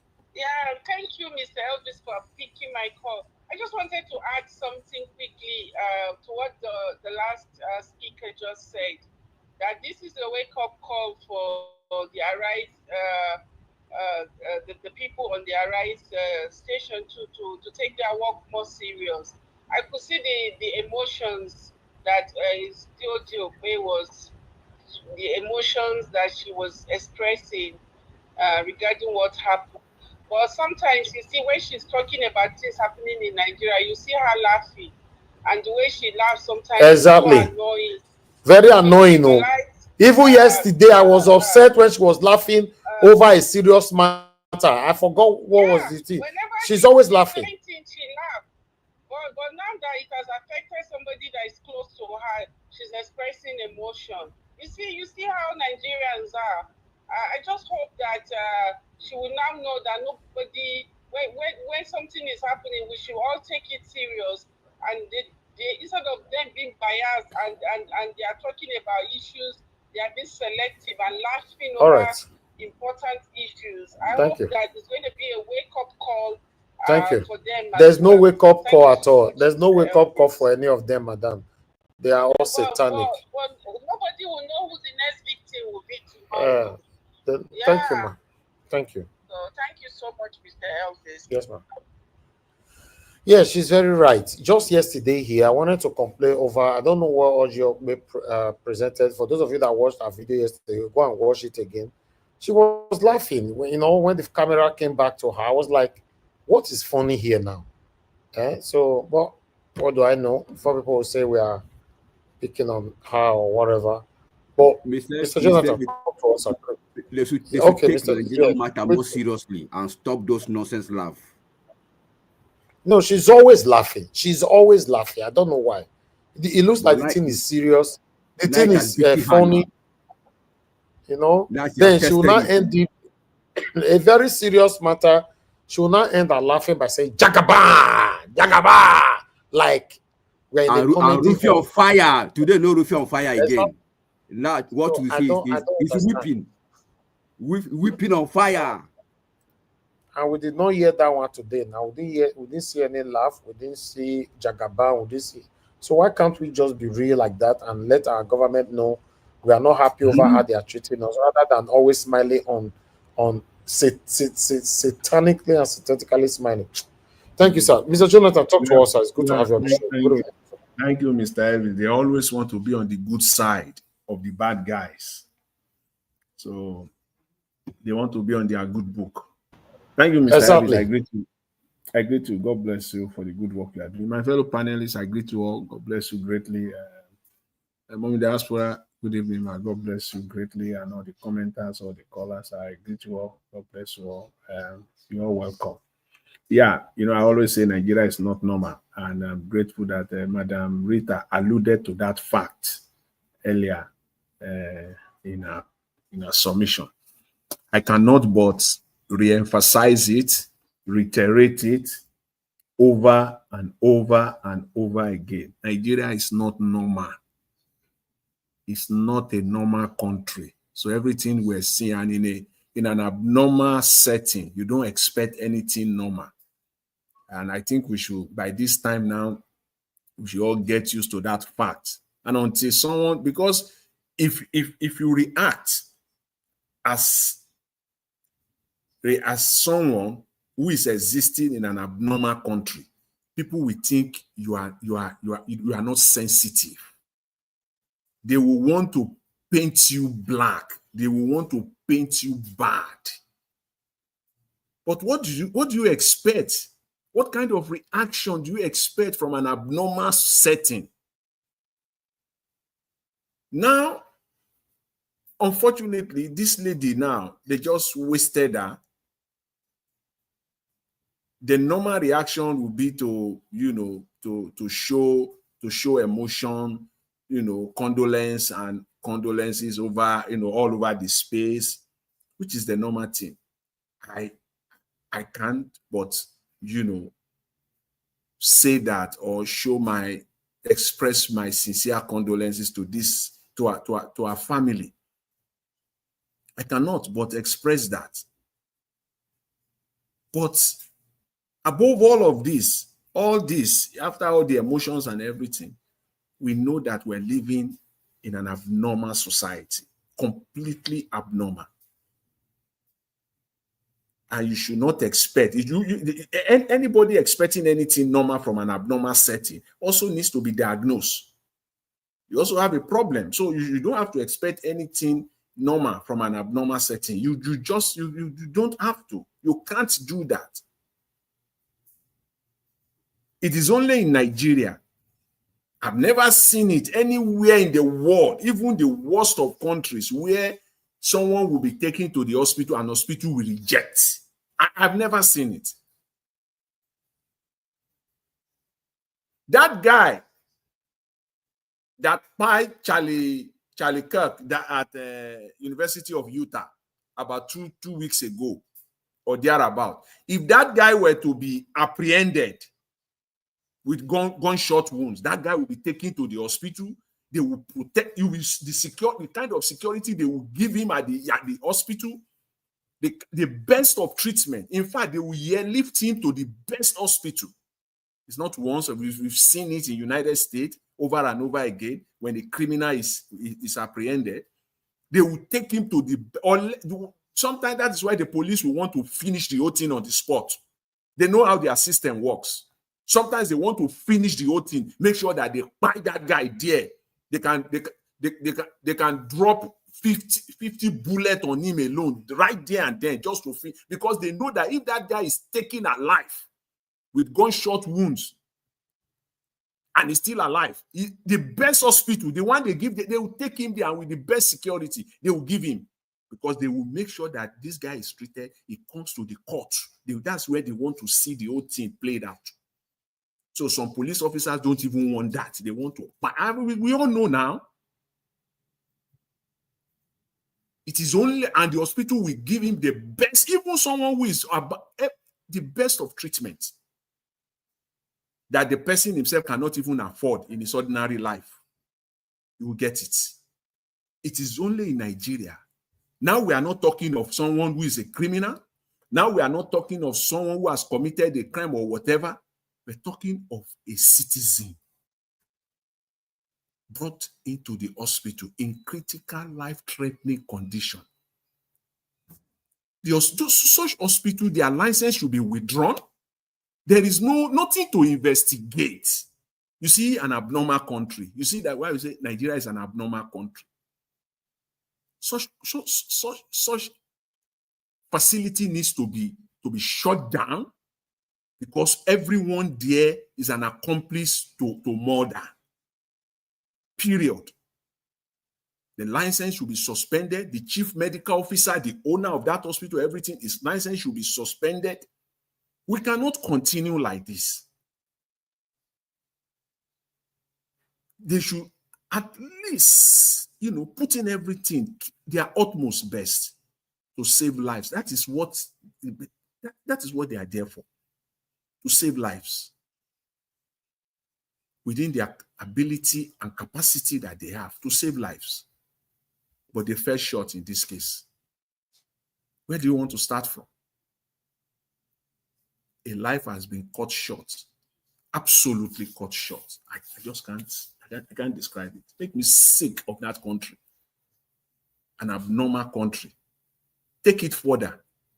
Just about a month or two ago, about 2 months ago, the national security advisor to Mr. Tinubu, Nuru Ribadu, still came out running his mouth that insecurity is gone. Quote and unquote, insecurity is gone in Nigeria. What a state of abnormality is that? What a state of insanity. The height of insanity. The chief security advisor to the president of a nation, he came in this state of Nigeria. A woman there in Kwara State was crying. Her husband just lie there in her presence. And with the help of security agencies, they allowed these terrorists to ravage an entire community. They even came with helicopter. How? In a normal country, they even came with an helicopter. Landed over the helicopter, hovering over that community for hours. In other words, protecting those people so that when they finish, all of them can just hop into the helicopter and then they just fly them off. And someone comes and says, insecurity is over. Is that not height of insanity in this state of Nigeria? 2 young ladies also just kidnapped, who just graduated or just caught to the bar, kidnapped, and then the president, someone is coming, insecurity is over. What do you want to call that? The country the country itself is just insanity all over the space. Take it further again. Look at the way you're hearing condolences, tweet messages everywhere, left, right. The Minister of Information, the Minister of Aviation, the Governor of Kaduna, the Governor of Enugu State, on and on like that. All of them coming out because of this Arise lady. I did not see all of this when more than 200 Nigerians were massacred in Benue State. I didn't hear. No governor came out to tweet. If you have that tweet, please bring it out today. There was none. Because when this was very hot at the peak, at the height of it, the first 2-3 days, when you at least we can recall, oh, this was what happened you know, the ministers, the governors, they are, you know, they are all out there, you know, making statement, giving statement, nothing. State of abnormality, insanity at the highest. None of them. I believe it was Madam Rita. She talked about selective money. Yes, this is what it is. It is selective. It is selective. That is why reacting this way will want to make you appear that you are not human. We want to make you appear that you are not sensitive. But the truth has to be told. That is the situation of Nigeria. The Nigerians will not care until it happens to them or to people close to them. When was the day the whole of the morning crew of Arise TV, all of them appear in black, all of them come in and appear all in black to mourn Nigerians that by 200 Nigerians, we've had stories. This 2025 alone, forget about the previous year. This 2025 alone, we've had stories of 200 by, 100 by, 30 by, 50 by. How many times have they appeared on their platform and said, we are wearing blacks for fellow Nigerians? Selective money. What's the point of wearing black? Is it not money? How many people have you used your platform for to do this? Because if we're saying all this now, it will appear as if one is insensitive or not human enough. Please, but let's just get it straight. Until we change our attitude in Nigerians, until we change that attitude. And it is the same mindset that we bring to every sphere of life in Nigeria. Political, economy. Some people care less now about the economic situation of Nigeria because they can afford bread. Even if one loaf of bread is 10,000, they can afford it. Even if a bag of rice is 500,000 naira, they can afford it. They care less. They don't give a damn about anybody because it has not reached them until the day when maybe it's now get to 500 or 600,000. When they cannot afford, then they will start speaking. You will think that they care. This is the time that Nigeria must come together. And that is why we're not moving forward. That is why we're not going anywhere. Because I've never seen a nation so divided as Nigeria. I've never seen it. So sad. Mr. Elvis. Anyways, time is not our friend. I'll leave it there for now. Thank you very much. I appreciate it. All right. Thank you, Mr. Jonathan. Thank you, sir, for your submission. Let's hear from Sir Louis. Sir Louis, it's good to have you on the show today. Good evening to you, sir. Talk to us. Mr. Elvis, good evening. Good evening to my dear panelists, and good evening to everyone watching us, wherever you are. I was actually I was having some projects, and I said, let me quickly rush in to just give my short submission, because I saw the news today, and yesterday I was I was planning to come in, but I had some other things I was doing. You see, someone mentioned earlier on, it said selective, is it selective mourning or selective, forgetting the line, but you see, Nigerian is a country that has been happening to Nigerians. It's a continuous thing. It's very sad, very, very, very, very sad. In fact, I'm just trying to put myself in the picture of how the families are taking this right now, because I've lost a dear one before, and I know it's something that is a pain that can't not be replaced. It's something that just remained there. For a young lady like this, I saw the video when Ojuope presented it and everything she said. She had dreams. She came from the central part of her state, and she wanted to become a senator. She really wanted to become something. A young girl who has done well for herself, a lawyer, a journalist, and, you know. But she's just one. And trust me, in a few days' time, we're going to move again to something else. And there'll be other news. You know, it's very annoying when I see the federal government coming up with their own condolences and everything, and no one will ever want to address the issue. A few days ago, there was an incident in Lagos where a building was on fire, the skyscraper, and people were jumping down. I said, it's not advisable for anyone to live on the 10th floor of any building in Nigeria. It's not advisable. We do not have an emergency service that can save lives. Should there be fire or anything, we don't have it. For me, I cannot go to an high-rise building in Lagos or Abuja, and the highest I can ever live in is 3rd floor, and that's it.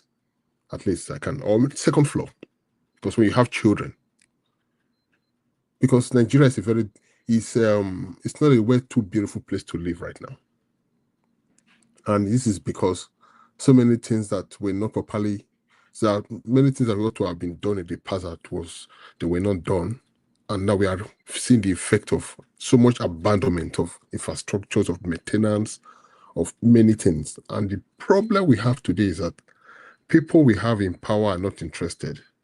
Nobody rigged an election to serve the people. Nobody. A few weeks ago, I was talking to some group of guys in a forum. I said, Nigerians we are not leaders, we are rulers. So that is why we are where we are. Nigerians are we talk about Nigerians are nice, they're talented people, they have all this, they do well, go to several institutions in the world, Nigerians come out to first class and all that. That's beautiful. But let's also look at the other part of it. Nigerians are terrible people. Nigerians are wicked people. We have no sense of humanity in us. We only mourn when the person that is affected is close to us. When it's an important personality we like, or connected to an establishment, like this young lady. There have been several loss of lives in the country, and there will be more. A country with more than 200 million people. Go to some part of the country, in the rural part where mass majority of the Nigerian people live, there's no proper hospital. Women give birth in a room, there's no light, the place is hot, they hold a lamp, and the woman is giving birth in that place. People are rushed to the hospital. They'll tell you, well, if you do not bring deposit, will not commence treatment. And they'll say, well, just leave and they don't bring money, will not go treat them. That's the person we rush to church on Sunday and say, oh God, we thank you, we thank you. See, we are just religious and theological. We don't have God in us. We are just religious. He's gotten to a point where the loss of life is become like a news of chickens, or maybe a dog just died in the corner. We don't care, we just move on. That's how inhuman we've become as a people. Yeah, and this sometimes can be seen as some level of insanity. That yes, many Nigerian people are not normal. Because we have abnormal people in power. And you have abnormal Nigerians applauding the abnormal people in power. So it's become so abnormal to be normal in an abnormal country. Nigerians are not, you look at it, you showed us a video just now. And I asked myself a question. What is the responsibility of every functions of government? We have a local government today, what are they doing? We have the governor, what's the governor doing? We have the president, what's the president doing? What are the police doing how are they working to make sure the police are not understaffed? To make sure the police are working effectively? If Lagos is the only state in Nigeria right now, or Lagos and Abuja, the only two states in Nigeria we think are functioning properly, then we are in big trouble. The same Abuja, this girl was living in one of the most poshest part of Nigeria. And that could happen. Armed robbers went to a building. They were there for hours. She ran for her life because she didn't know what was happening. It's more or less like someone who is you are in a country that is ravaged by war, and you are trying to run to safety. That's exactly what she faced. She just probably thought the end has come. So she was running to save herself. And then she was rushed to the hospital. Nothing happened. It's just one of many other ugly news. Unfortunately for other people that would go through the same thing, they will not have a podium. There will not be a proper medium house or media house or an establishment that will announce their death. They just die like people die like chicken in the country every day. If one death happened in France or it happened in developed countries, you'll see Nigerian leaders flying down to commiserate with us or to sympathize with those presidents. But we have a lot happening in our country. Our vice president was speaking the other day at United Nations, addressing the problem of Palestine and other country. We have worse happening in Nigeria. Because we love to always have to be good to other people. What about our home? How are we going to fix our home? It's terrible. Honestly, it's terrible. It's terrible because we've built a country that now has a system. It's more or less like a template. So you must fall within that template to do things that has been programmed with, and when you try to be outside that program, you are labeled and called those sort of names. And that programming is a programming that revolves around corruption, around impunity, around animalistic behavior, antisocial behavior. Just call all the vices you want to call. When people who still think straight come out to question why is this happening? Why are things like this? You are calling it. Nigeria hates it when people come to say no, this should not continue. Everybody that complains don't even like you when you bring a solution. It's bad. It's really, really bad. Do you think the people that hate Peter Obi more are the politicians? You'll be so shocked that people who are suffering, you run out of the country and you get them speak. You begin to wonder what is happening. You are suffering. Someone is actually saying you want to fix the system for you. You hate the person because and when you ask them, why do you really hate this particular individual or Peter Obi or whatever? There's nothing meaningful they will say. Does that sound normal to you? I don't know. I cannot say it's psychological anymore. Maybe it's spiritual. Maybe there's other ways we can describe it. But I can tell you that many Nigerians are not normal. We are not.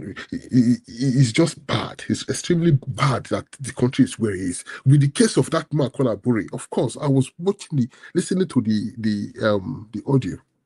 I didn't even know that man is as bad as that young man just explained.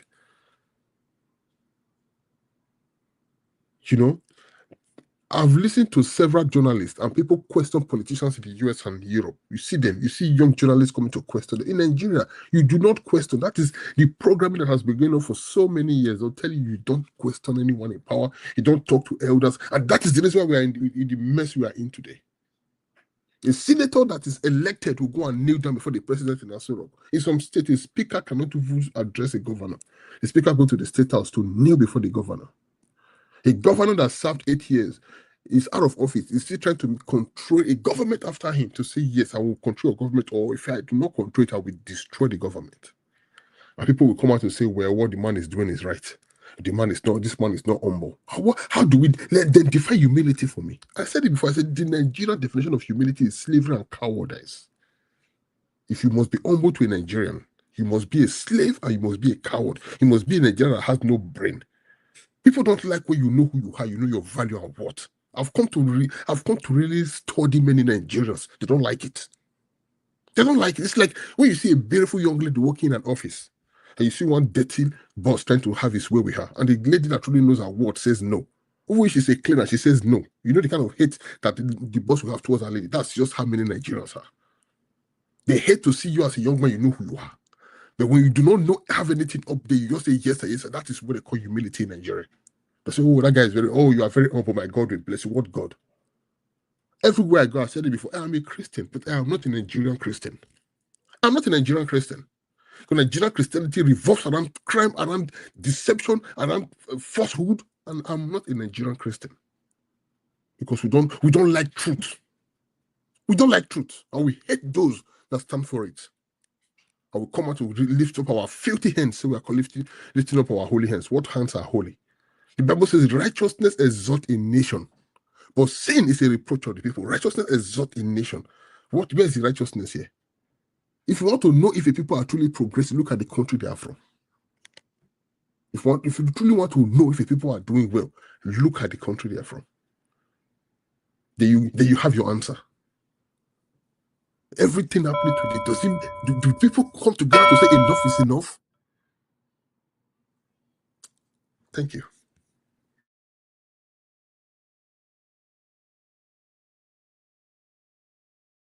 All right.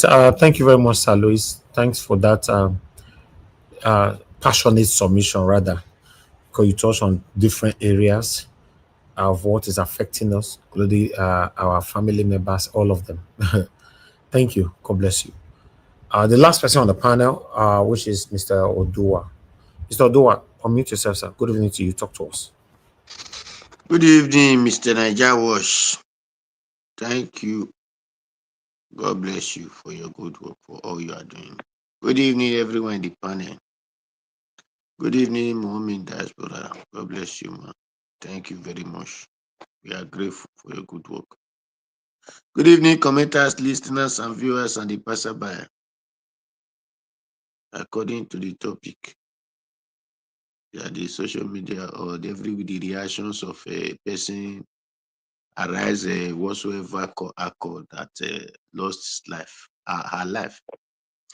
Anyway, but let me also write condolence according to what they speak that English, that may her soul rest in perfect peace. Well, when a king sent message and some of his servants, they fight themselves, the king will weep that, hey, he did not expect something like this to happen. That is the reason that when it comes to arise person that the thief, according to them, they call it thief, went to, because bandit, is it not another name for criminality? Is it not bandit they call them? So this one now, they did not call it bandit, they call it thief. That he take one of their worker. So all of them are saying condolence, because that is one of them. And since it is their boys that take it away, so they are trying to console the family and say condolence.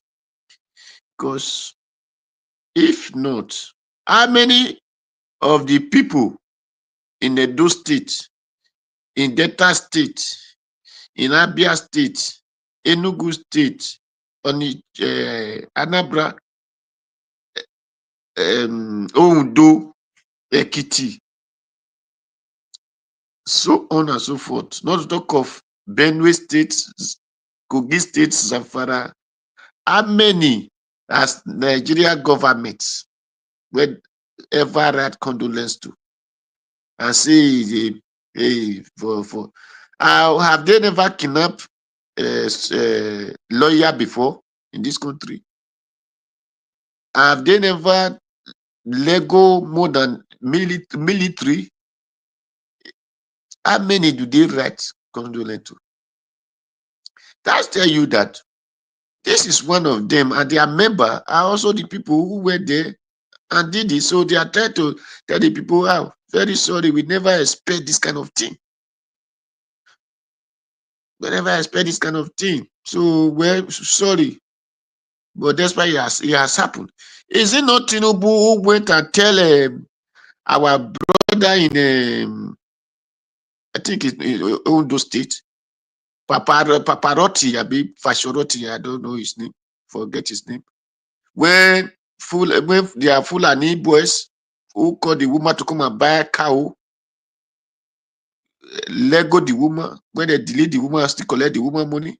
Is it not Tinubu went there and tell the woman that, tell his father that is how God wants him to be? Then why do they not tell these people now that is how God wants it to be? So, all this, condolence. For me, we give glory to God, just like the way Rufai said. We give glory to God that this thing happened to the one that they know. Because the people that is be happening to, they did not know it. Tinubu went to Benue and said people should live in peace with their killer. That is what Tinubu tell them. So the kind of government, the kind of people that live in power. If this thing is in America, would they be saying condolence, or they will be fighting around to make sure they catch all the people within 24 hours? Is it condolence they will write? They will make sure that they catch the people between 24 hours. But because this one is their boys now, so they will only tell the people, oh, sorry, madam, for picking we come out. or the guy for your picking will come out, because we know especially our boys will go do this kind of thing. Because if not, they're supposed to fish those people out. There was one video person sent, a Niger guy that is bringing Baba to Nigeria from Niger. He said he sold some 1 million, sold some 600, depends on how quality. Say he had brought about 400 to this country. He had brought the bullet more than many thousands. He said it is Soja Man that is giving him cover in checking point.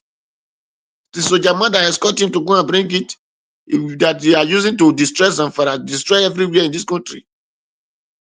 So when these people are doing or thinking of these things, it is they all of them are the same. Whether Tinubu, Buhari, as far as they are all these politics, they are just the criminal that destroy the Nigerians. And do you know why I'm happy that this thing happened? Because since these things have been happening, all this Arise news, all these televisions, all these lawyers, nobody cares about Nigeria. So I believe when this thing when it keep happening to the people they believe is their own, then they will carry the fight in their head. Because since it has been happening, when it happened in Benue, do they Arise people? Do they went there? Is it not a VDM? This thing that we are deliberating on? VDM with VDM, the worker that's supposed to go there. So I pray that it should even happen to Tinubu's son, self, not just only Arise this thing. All those people who supposed to be talking, who supposed to be in forefront, that refuse because of one money or another they are giving to them. If they can go up and be fighting in Tinubu, our brother Goodluck Jonathan time, when something we are not rampant, they went and block everywhere. Now, when the things are rampant, you did not hear any of them again. The next thing they will tell you, we did our own that time. You that want to blame, or you can also come out and do your. Have you died? Did you die?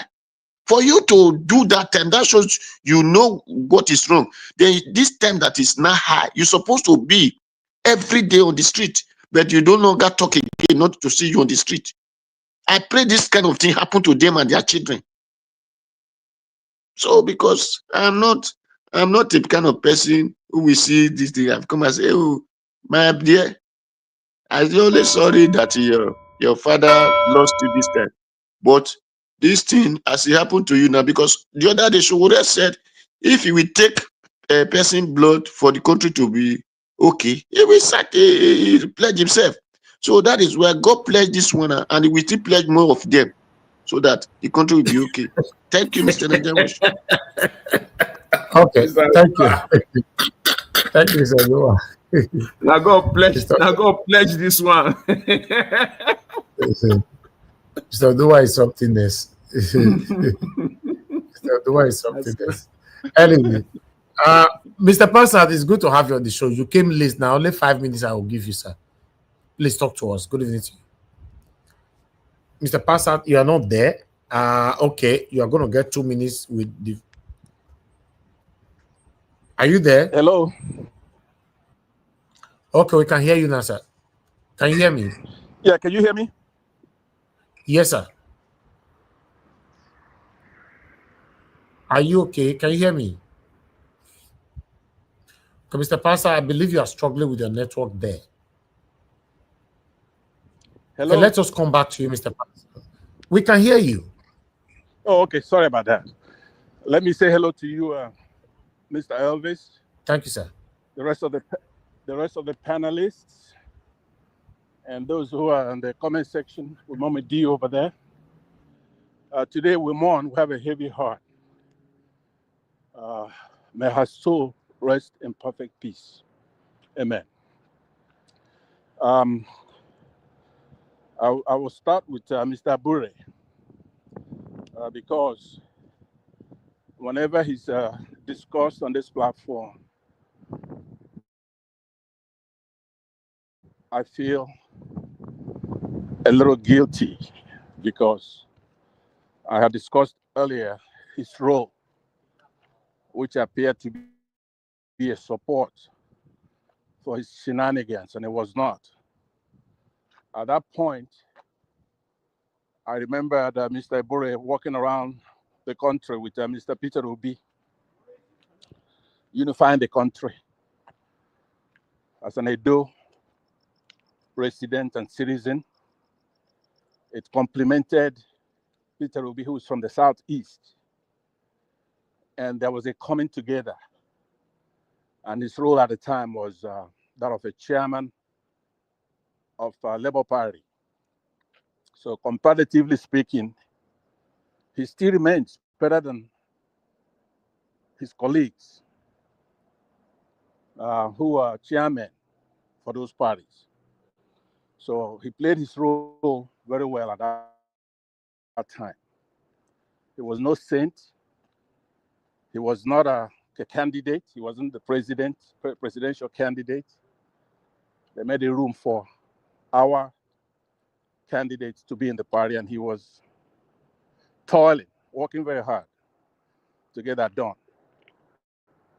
Now, there were allegations that were made after the election, after they've won the election. He won the election with Peter Obi. He did his duty. But then there surfaced a lot of allegations, and there were allegations at the time. And I was saying that a chairman of a party in Nigeria cannot be a choir boy.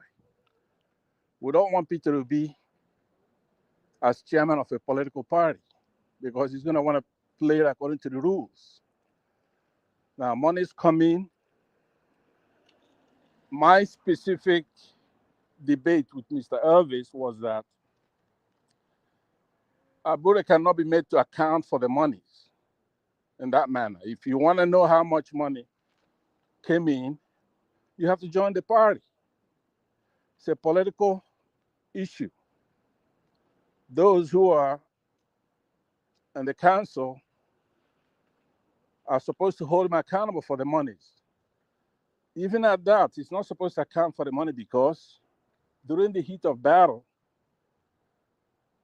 the other parties spend money illegally, for example, buy votes or buy thugs to protect the votes. And he shouldn't be an exception.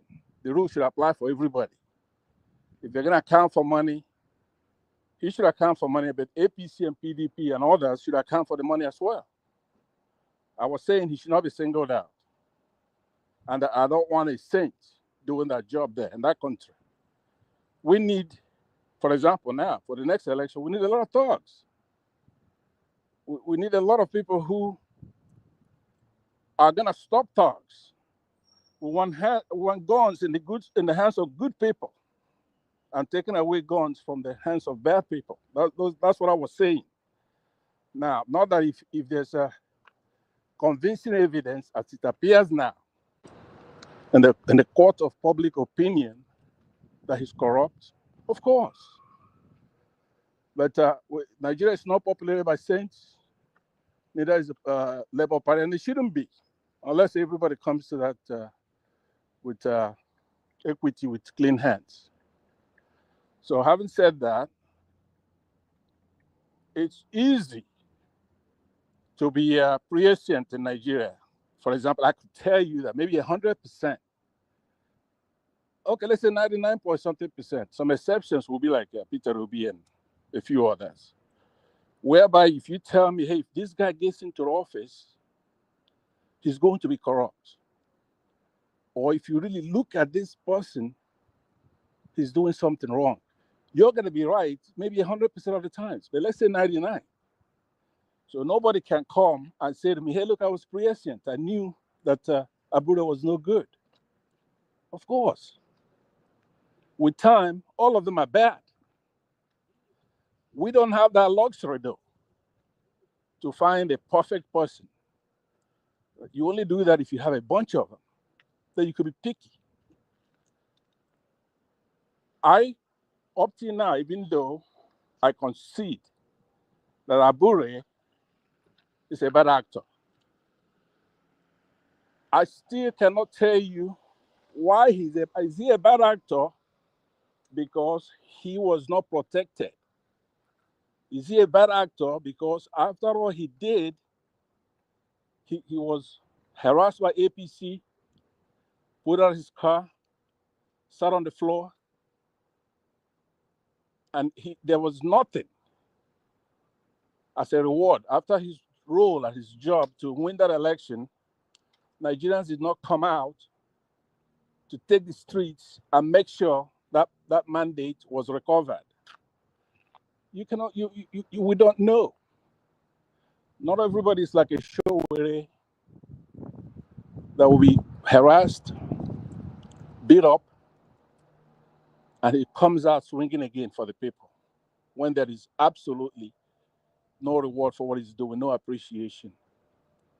Nigerians are going to sit there and they're doing he said, she said. It is the duty of Nigerians to protect people like Abure after they've been to war. As a veteran of that war in 2023, to suffer what he suffered after that election was unfair. And he might have gone the other way. Nobody could tell me, though, that he was corrupt from the beginning in the sense like he was undermining Peter Obi. I don't think so. This is somebody who shared close quarters with Peter Obi from east to west, not to south. He's never come out one day and say, hey, look, Peter Obi smokes Indian hemp, or Peter Obi sleeps with different women. He's never besmirched Peter Obi's reputation or disrespected Peter Obi. So Nigerians, as we're here getting ready for 2027, don't think that your docility doesn't affect you. So it does affect you because all these good guys, now when I mean a good guy, is a warrior, like FFK, right? Who were on the side of progressives, and then when they realize that they really have nothing to gain from this, that they should go ahead and make some money and become corrupt and become evil. That's a majority of people will do that. Somebody like Shorowere has to be given credit for taking everything he's taking and keeps fighting. Now, I want to look at it from that perspective. I know you don't have all day to listen to me, but all I'm saying is that our eyes should be on the ball. With Abure is not the worst. He's a small rat. I posted in the comment section that our roof's on fire. We cannot be chasing rats.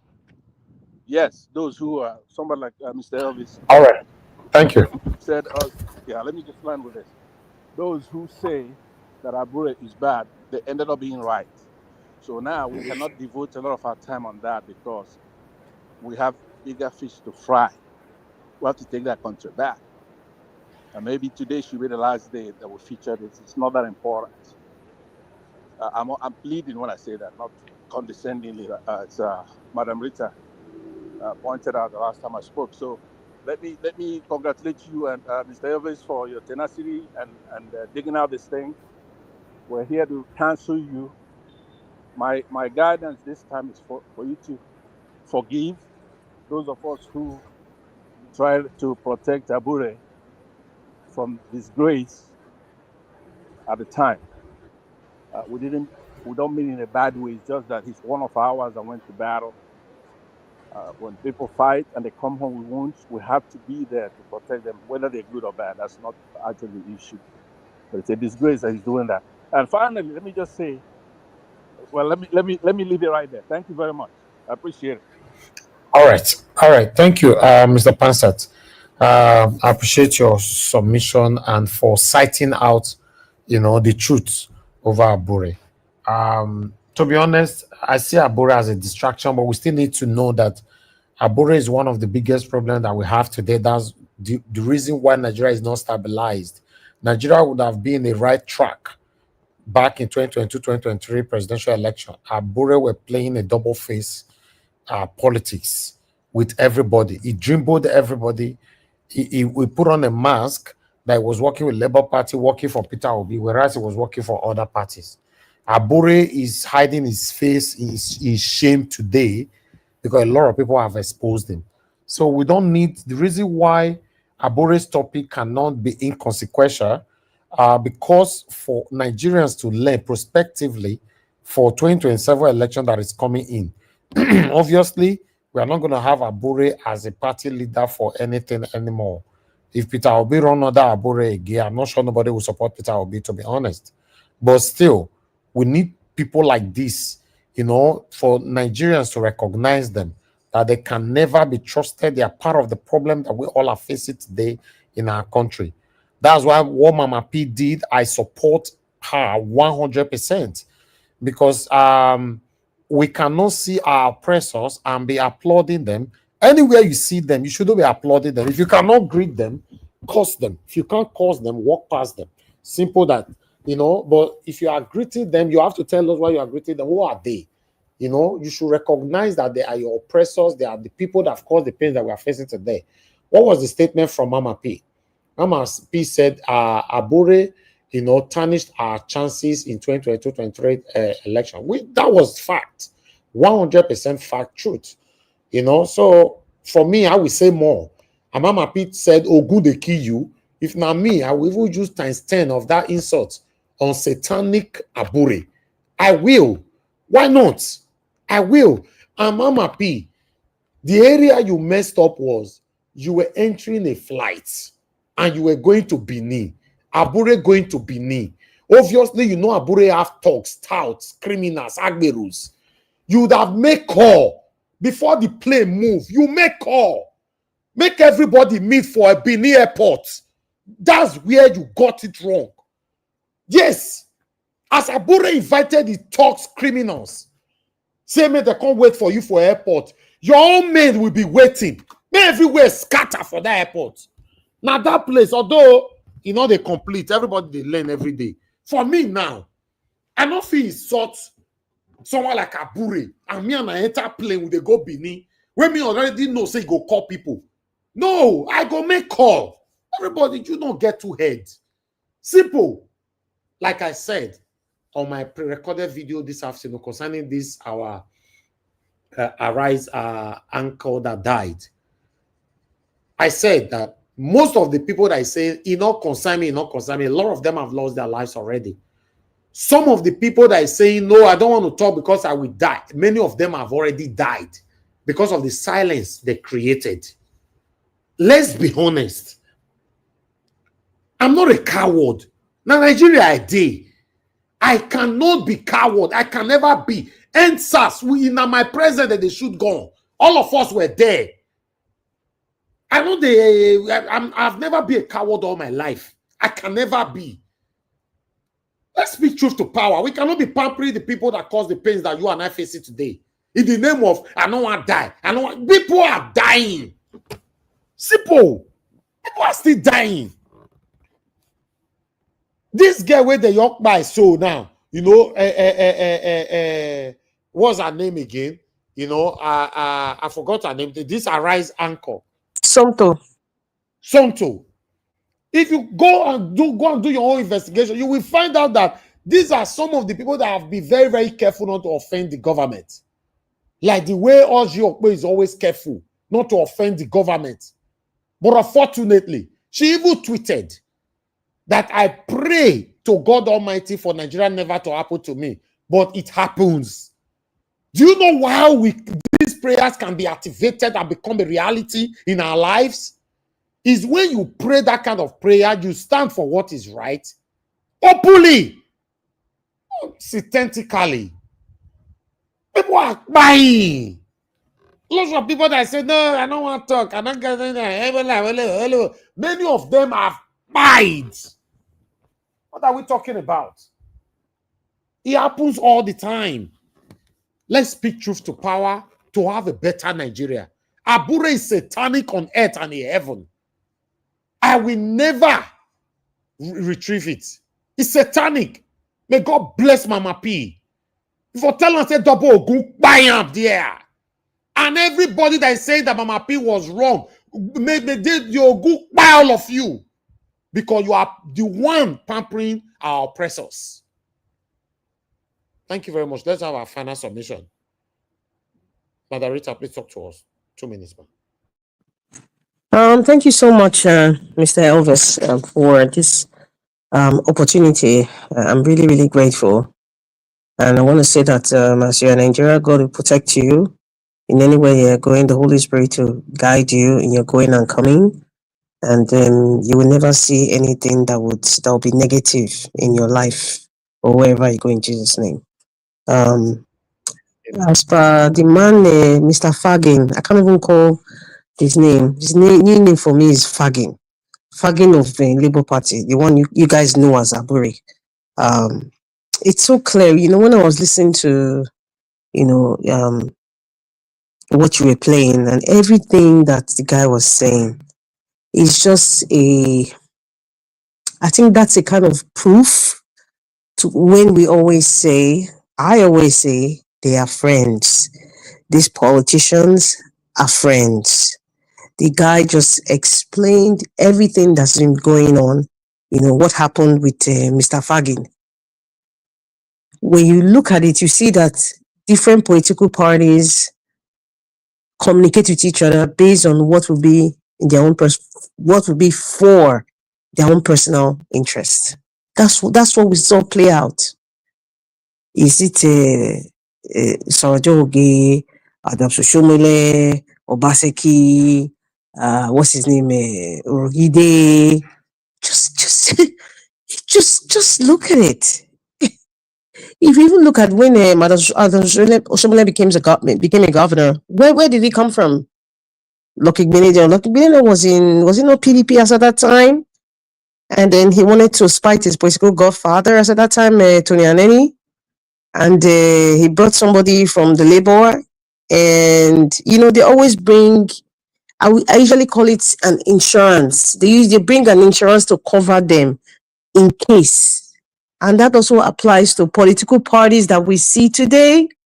Many of them are owned by some of the people who are controlling Nigeria, who are making decisions on their own behalf, not on behalf of you. And that's why we continually have issues with political parties all the time. I just want to say, you know what, I am still very proud that I picked Olumide Akpata as the best candidate for Edo State. But however, Edo people, they choose to pick Pinocchio.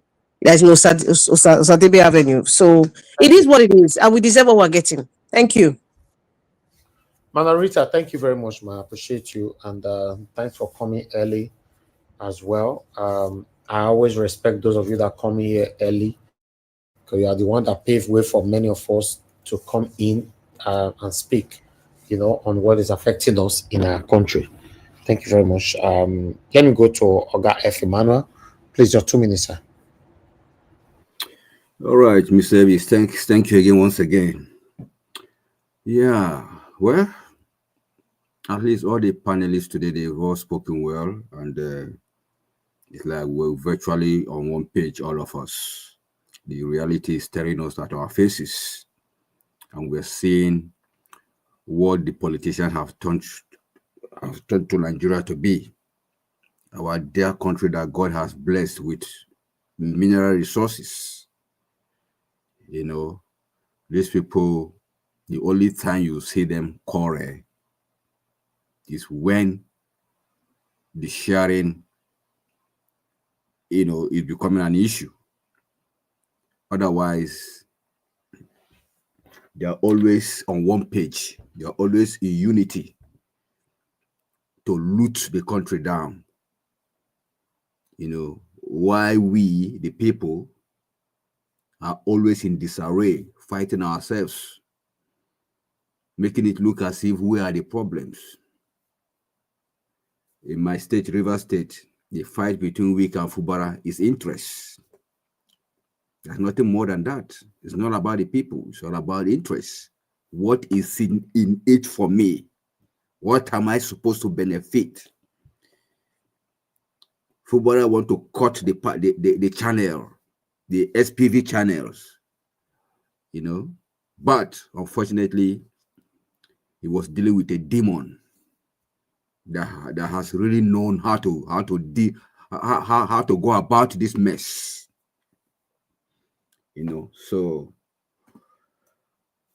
Nigerians, we can all see where our politicians have brought us today. It's no longer a story. It's no longer a broken news. It's everywhere that these people have mortgaged our future because of their selfish interest. So I don't know when we are going to come together as a people. Showore alone is not going to do the job. A single tree can never make a forest. If there is nothing for us to learn, let's just learn the one that just happened in Nepal. Just few weeks or few weeks, let me just a few weeks or months.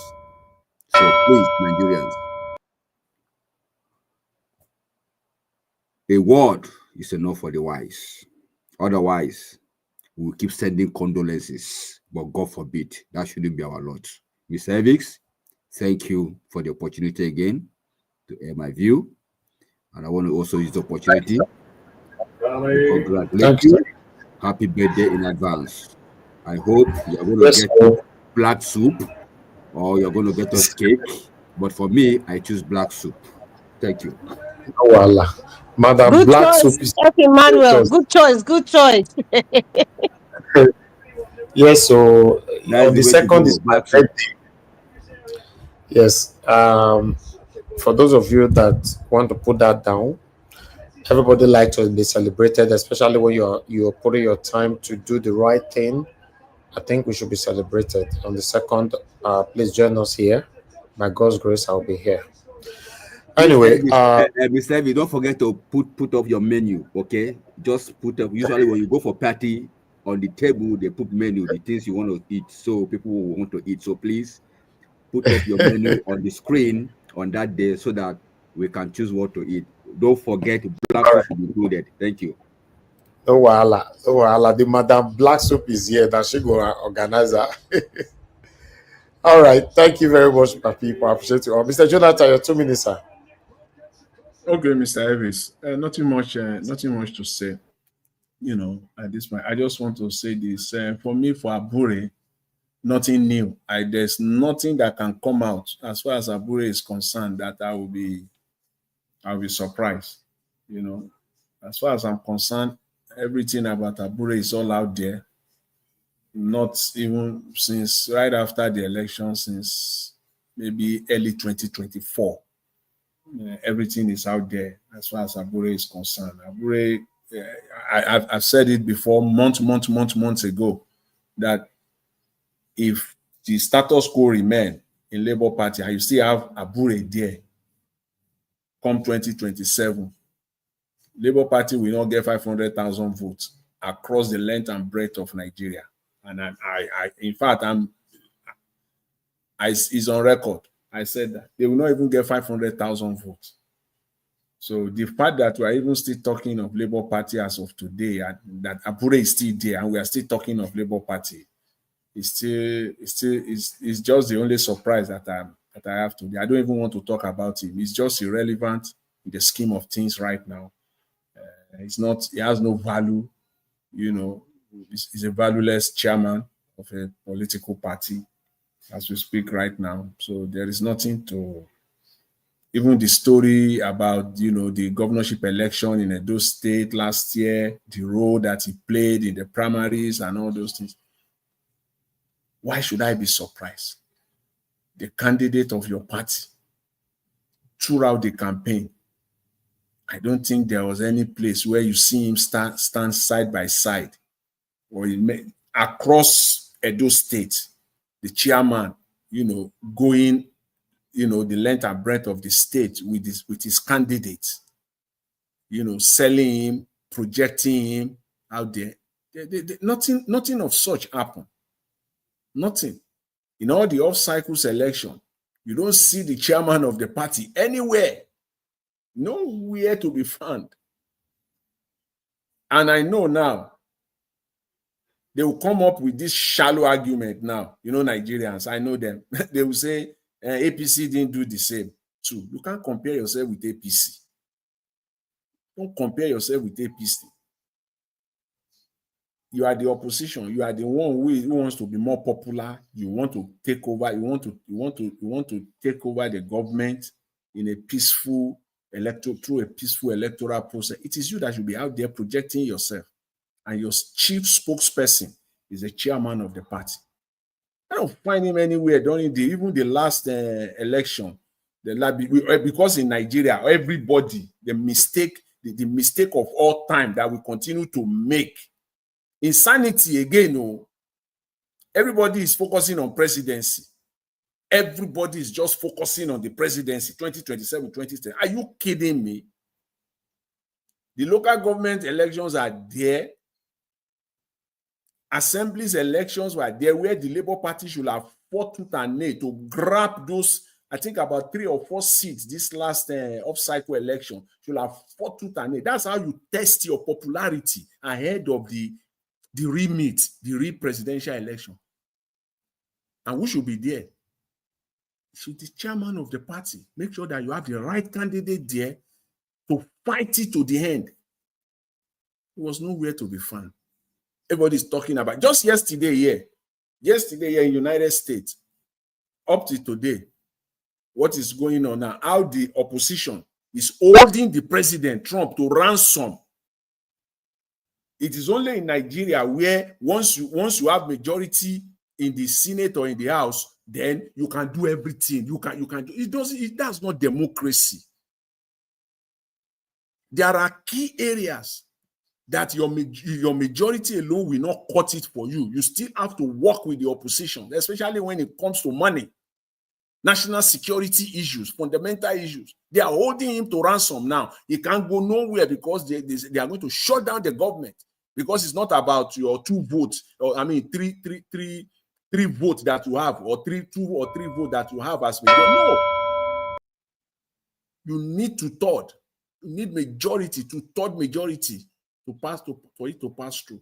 You don't have that in Nigeria. Is it not what the opposition should be doing to hold grip, to have a grip there? The chairman of Labour Party was nowhere to be found. Everybody is eyeing, or everything Abure is eyeing. Let me just end on this. I've said that over and over and over again. I'm not surprised. Or everything is eyeing is the ticket, the sales of ticket for 2027. That will begin in earnest now. By early 2026 now. We are there now, almost there. God keep us all alive. That's what is earning. That's what is eyeing. He wants to grab that money, period. He has no intention of doing anything good for the party. Nothing. He just that the sales of the ticket. That's all. The 15 to 20, around 15 billion. That now that if you get 1 billion this time around, because I don't think any normal person, if you are in your right sense, you will say you want to go and buy ticket of Labour Party. You must be a dumb. Must be the dumbest person on planet Earth to say you want to go and put. Even if Labour Party said they want to sell their ticket for 10,000 naira, go and give your 10,000 naira. Go and use it well. If you don't have anything to do, go and buy suya and enjoy it. Thank you. Go and buy the ticket of Labour Party. It's worthless. Thank you, Mr. Elvis. I'll leave it there for now. I appreciate it. All right. Is it go use the money to buy suya? That's how I'll go buy one just now for my judge of my estate. You know, thank you, Mr. Jonathan. God bless you. Okay, let's quickly hear from Mr. Odua. Then we'll come to Mr. Pansat. Mr. Odua, your 2 minutes, sir. Okay, thank you once again. Anyway, me, I don't have anything left to waste on Abure, because he's a waste man. He's a nothing but discredit and discredit. Only what I will say is that Nigerians, if you people know what is happening in the country is painful to you, you demonstrate it. Because according to people say, who did they beat? If they cry, and who they cry? If they see road. So if what you see that is happening in the country is really bad, you don't keep inside your house. To say Babangida must go was not inside the room. It was on the street. So if other country can take their destiny, according to what they call it, destiny in their hand, then Nigeria, who are you waiting to come and give you your destiny? You need to put it in your hand. So who have the people that are making you to cry today, that are causing all this pain? They are not up to 1 million. Although they are more than 1 million, because the one we did not see is the one that is attacking us in Facebook and everywhere. They are also, but those one, if it happen very well, those one will not come out and talk. They will run. So the one we know that they are sharing the money, who stay in Abuja, they are not up to 1 million. So my brothers and sisters, if really, because me, I live in Europe, I don't have money to send to you. The hard work I'm doing here, if I do it in Nigeria, I will make big money. So if you know that you want to live a better life, come out in the street, fight your second God, which is the government. Drag them out the way other people are dragging their own. So that is, I drag Italy to this country called Belgium, where they make some meat. All of us will take for a protest there. That was Italy make the country too good for us. The Europe, that's okay. They not change law because of us. If not, by now I will have been in Nigeria. So you that is in Nigeria, if you cannot protest for yourself, don't expect money from abroad. And those people that are even sending it to you, is them that I blame, because they are the ones spoiling you. If not, you will have serious for yourself. Thank you, Mr. Nigeria Wash. Thank you very much. Thank you all. All right, Mr. Oduwa, thank you, sir. God bless you. Oga Pansat, your 2 minutes, sir. All right, thank you very much, Mr. Elvis, for your platform, the organization, and the erudite panelists that you assemble daily here with your research and dedicated commentators, those who are in the comment section. Let me just say that everybody's spoken very well. I think I'll conclude my remarks by reiterating the fact that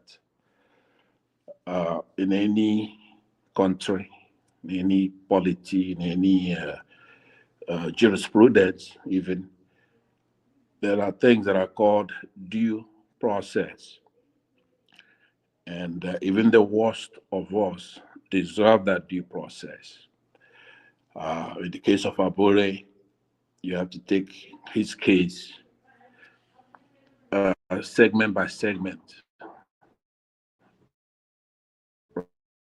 Right after that, to harass him, disrespect him, pull him on the street, sit him on the floor, make allegations even. It's not their role. If there was an issue, and there is an issue now because we do know that, it is the role of the Labour Party to do so. It's not even the role of those who are obedient, who are not members of that political party. It's none of their business. That was my position then. I believe that he deserved due process. Not that he's innocent. If you have an allegation, you go through the process, you go to court, you do whatever you have to do. But we know we don't have courts. We don't have a lot of things. So even Mr. Elvis, as good as you are, as saintly as you are, on election day, I prefer people who are strapped, thugs, who are on our side. We have to take that country back, eye for an eye kind of thing. We're not dealing with saintly people, so we cannot go there accumulating P2Bs, for example. We'll give them a good candidate, and then we're going to have our Abures and others. And then when they do stick out their neck, we have to protect them. We cannot have opposition picking our friends. Now, Abure, the battle has stained the Labour Party. I believe that he should have been removed via a due process, not where he's made to fight. Any human being, any rational human being will fight. So once they came after his position, then he had to fight and then become evil, right? And we know that that's the truth. Now, a lot of the prognostications that we make here, some of them are by instinct, right? And some are by intuition. I cannot listen to one person and judge two. So we have to do our dirty linens inside. I am not too harsh on Abure, not because he's a saint, only because he deserves due process. So having said that, let me say that part of the stuff that you talked about earlier, I didn't chime in on it. It's a morning thing for us. This young lady that was killed, and there's so many. So some of them are just killed just based on their looks. A lot of chauvinistic, evil men in the north could just go out there and pick out a young lady, because I know a few now that this has happened to.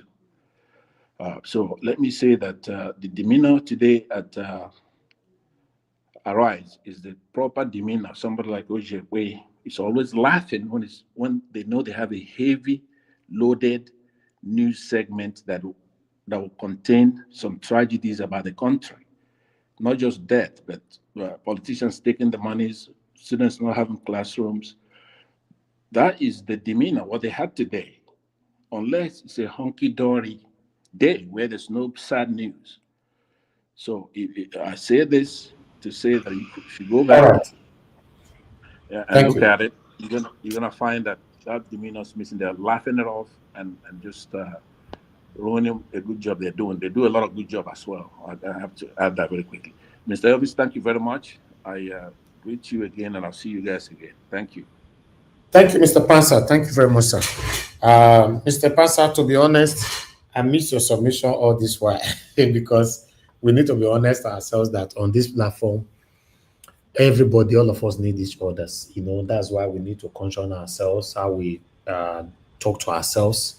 And when we speak in disrespectful manner to ourselves, we should be quick to apologize so that we manage ourselves. Nobody's perfect here. Me, myself, I offend people all the time. But if we need to be realistic and be honest to ourselves, every single submissions, people passing their submission joining this panel here, everybody is very, very important. Let's be honest. Everybody is important. If we block everybody, nobody can speak on what is affecting us anymore. That's why sometimes I want everybody, including myself, we should put down our ego to just say, okay, I apologize. Sometimes we tell some people here, take something back. They don't take it back. Just take it back so that we move on. You know, see the submission from Mr. Pansa today. I hear, and let me give a blanket apology to anybody who have offended. We learn every day. You're right. I will try to do that as much as I can. So if I offended anybody, Madam Rita and others, let me just give you a blanket. Why do they call my name, sir? You don't offend me. Mr. Elvis always offends, and sometimes you be condescending to pride, beneath pride. You didn't offend me. Yeah, I hear you. And apart from, I can never be offended. By the way, I'm very thick-skinned. And Mr. Pansat, apart from that, we also apologize to you, not only you. You've offended people here. We have also offended you. So just imagine looking at myself that I've previously disrespected an elderly man. So it makes me feel, I'm not that kind of person. It makes me feel bad. It's just that sometimes when I'm crying, we should stop and stop and stop. Then I get carried away. So yes, the apology. Thank you, sir. Thank you very much, sir. I appreciate it. So everybody, please, if you see the situation we are facing right now in Nigeria, we have to put our heads together to continue to speak. Look what Mama P did the other day. She was just alone. She was just alone.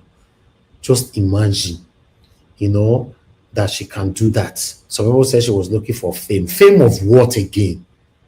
How? Fame of what? Calling out your...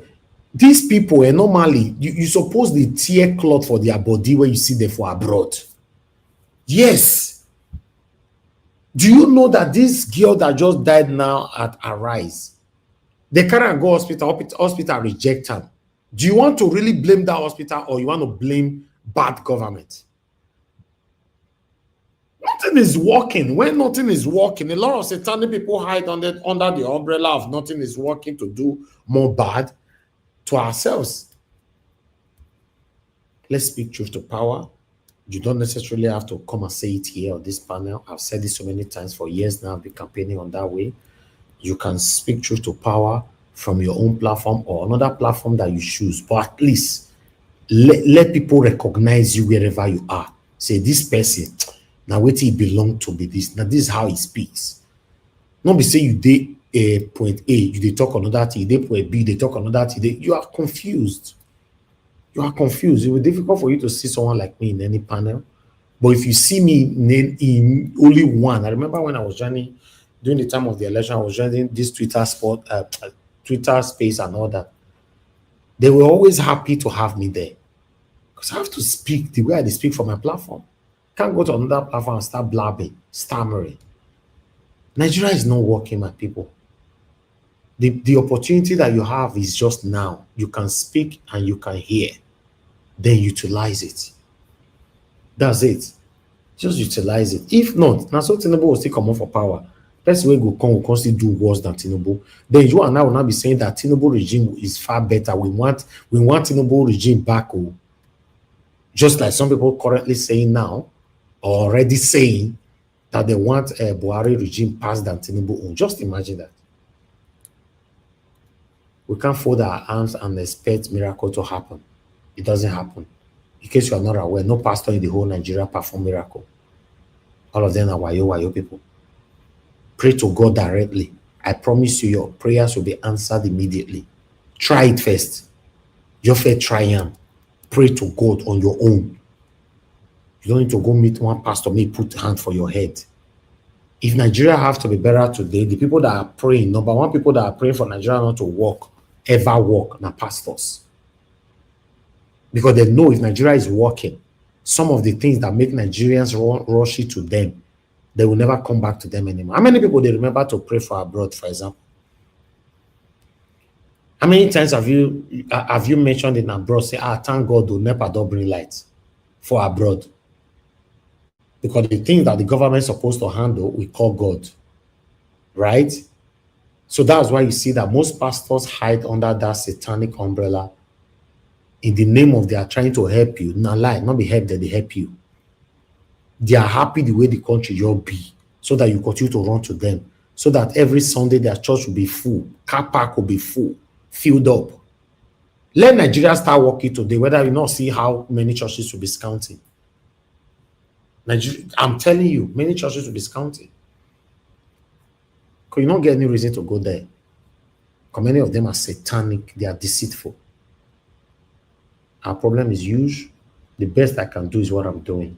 And I believe that's what most of my panelists are doing as well. And my commenters, my callers. Let's stand for what is right. I'm not a perfect person. I don't offend people and I do what is wrong, but I don't deliberately just wake up. When I go put my hand for what I'm preaching against. I'll end this broadcast now, go to dine with one politician for one bar. It's not my life. I don't even go out. I don't party. I don't go club. I don't go anywhere. I'm telling you, by God's grace, especially have to do all those things, we can do it. Or rather, by God's grace, we have things to do it. But it's not my thing. And many of you that have been following me for years, you know that I spend my evening here. See the time we take the finish. Now, this kind of time, why can't I go out? Where kidnappers don't take over the night. I don't do that. So now here I spend my evening with you now. Early in the morning, I don't enter road, they go walk. I just want Nigeria to work. Because if Nigeria work, Nigeria is the best country in the world. Some of you might not agree that way, it is. But let it work. But if you continue like this, a lot of us, some of us, will be discouraged. Mr. Evans, that's why all your money there in your pocket. You know carry and go, carry and go club. Exactly. You know, carry and drink. Exactly. Do you know what you just said now, Mr. Jonathan? I was talking to my friend just yesterday here. You know, we were discussing how our guys go to club and order casket drink. You know, this drink that they use casket, they deliver for them. You know, and at the end of the day, at the end of the night at club, they're not telling you that your bill is 7.5 million naira, 11.2, 15 million. Do you know guys spend 15 million naira at night? Oh my God. Eh? No be craziness with that. You use casket, they carry drink, or they give me. Which I want you to do? Exactly. Which I want you to do? That's what they are doing here in Lagos, man. You need to see what they are doing. Then some of them spend more than $1,000, $2,000 spraying strippers. They'll still record them, they show us. Most of my friends are celebrities, so I know what they are doing, how they enjoy their life. I'm not against it, all, but me, I cannot. If you they smoke, I'm not against you. I don't smoke. If you they drink, I'm not against you, but I don't. Me say I better best people with the one. But the truth is, let's stand for what is right. Simple as ABCD. Nigeria is not working. It's not working, man. It's not working. It's terrible here, man. It's terrible here. Not be one or two things we tie us for here. God. And your prima not waiting to make me dislike Nigeria. Even when my sibling go take that decision, go they pay me. And your prima not see am. Because it's not working. It's not even encouraging. That's another bad thing about it. It's not encouraging. And a lot of Nigerians, they don't care. Once it's Friday, Saturday, or Sunday now, every lounges, club, bar, car park is filled up. That they bomb on in there. So how do you want politicians to take us serious? That we are really suffering? They don't, and if you talk to these people, say, some of them don't ask me, say, what's your platform for? I'll say, we talk about politics, what is affecting us, and all that. No. I know they want to talk for all this kind of thing. I'll just look at them and say, wow. They are not interested. But now when they only talk about blow now, they go full there. You see 10,000 people will be watching. The definition of blow, it is that the originated of blow, they will talk, they will discuss on there. So, Mr. Elvis, can you conjecture why men are so interested in blow talk? Not be men, now all of them, both men and women are not interested. Remember, not just men. Mr. Elvis. Not just men, both women now.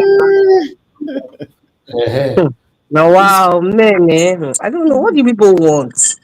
What do you want? I don't know. Not they say you people, not they include good people Mr. inside Elvis, those. don't exonerate yourself from this question, please, because you are a man. What do men want? Not be me and you dey spend the people here every day. Where I come be man.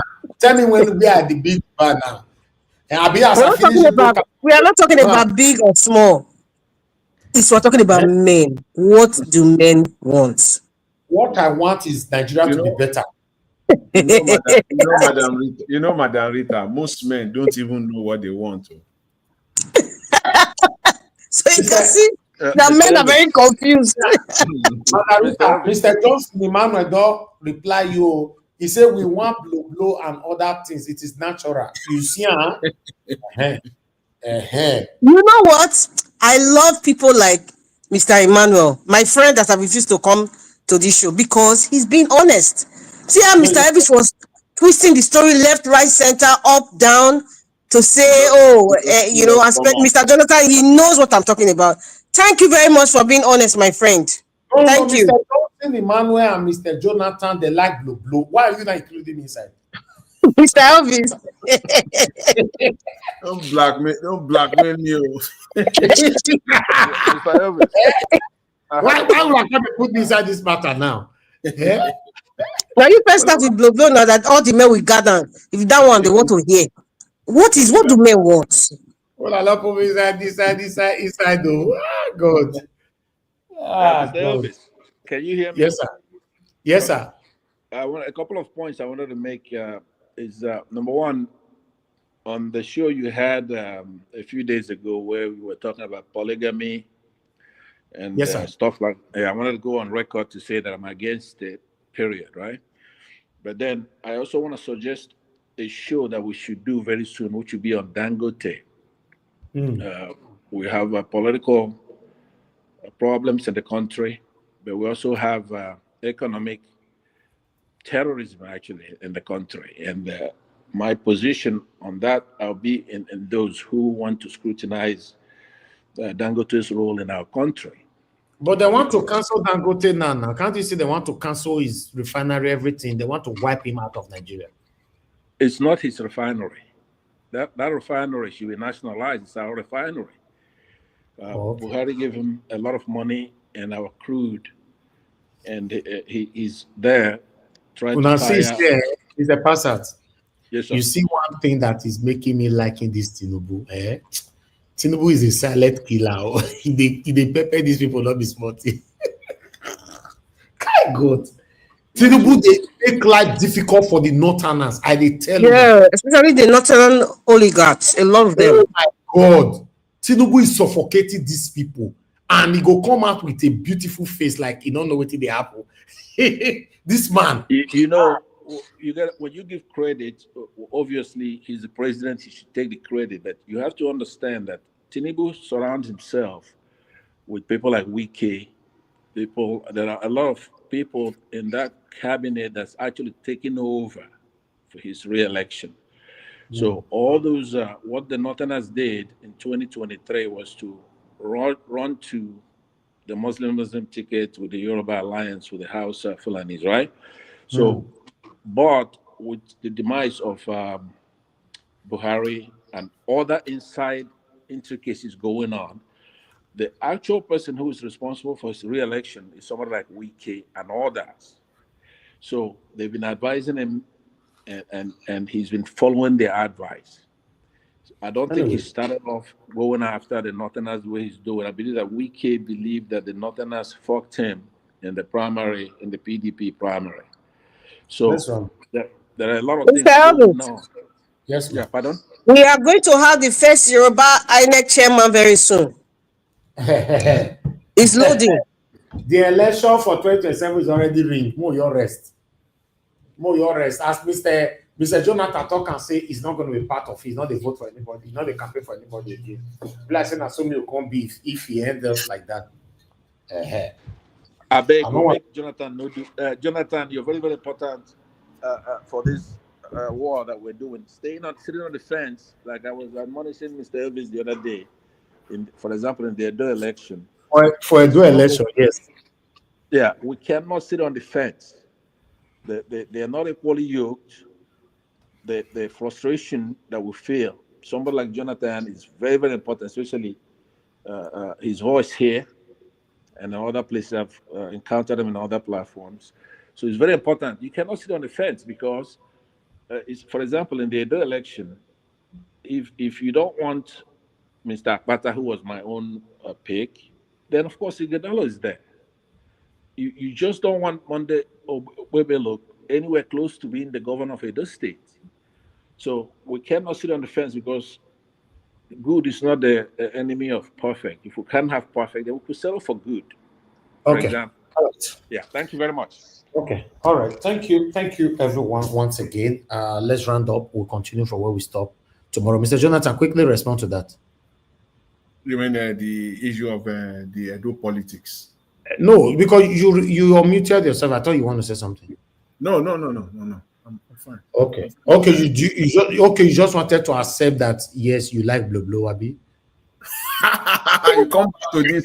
You go no. What That is was not my Bloblo? position. What is Bloblo? What is that? What is that? You want to put me on Honesty is key. Honesty is key. Men, try to be honest. You want to put me on this? No. It's not going to work. What is it? What's Bloblo? Ask Margarita. Not before year. You go know him. Oh my goodness, Mr. Elvis. Mr. Elvis started the word blow in this, and what's the other one again? 3310 and blow. Go and research it yourself, Mr. Pastor. Okay, maybe I don't want to know what it is then. Mr. Pastor and Reverend Father, I'm gonna leave him, I beg. All right, guys. Now God will bless you. Now, thank you very much, Mr. F. Madam Rita, Mr. Pastor, Mr. Oduwa, Mr. Jonathan. God bless you all. Mr. Madam Deborah, thanks for your call earlier on. And many of you that called in, thank you very much. I appreciate you all.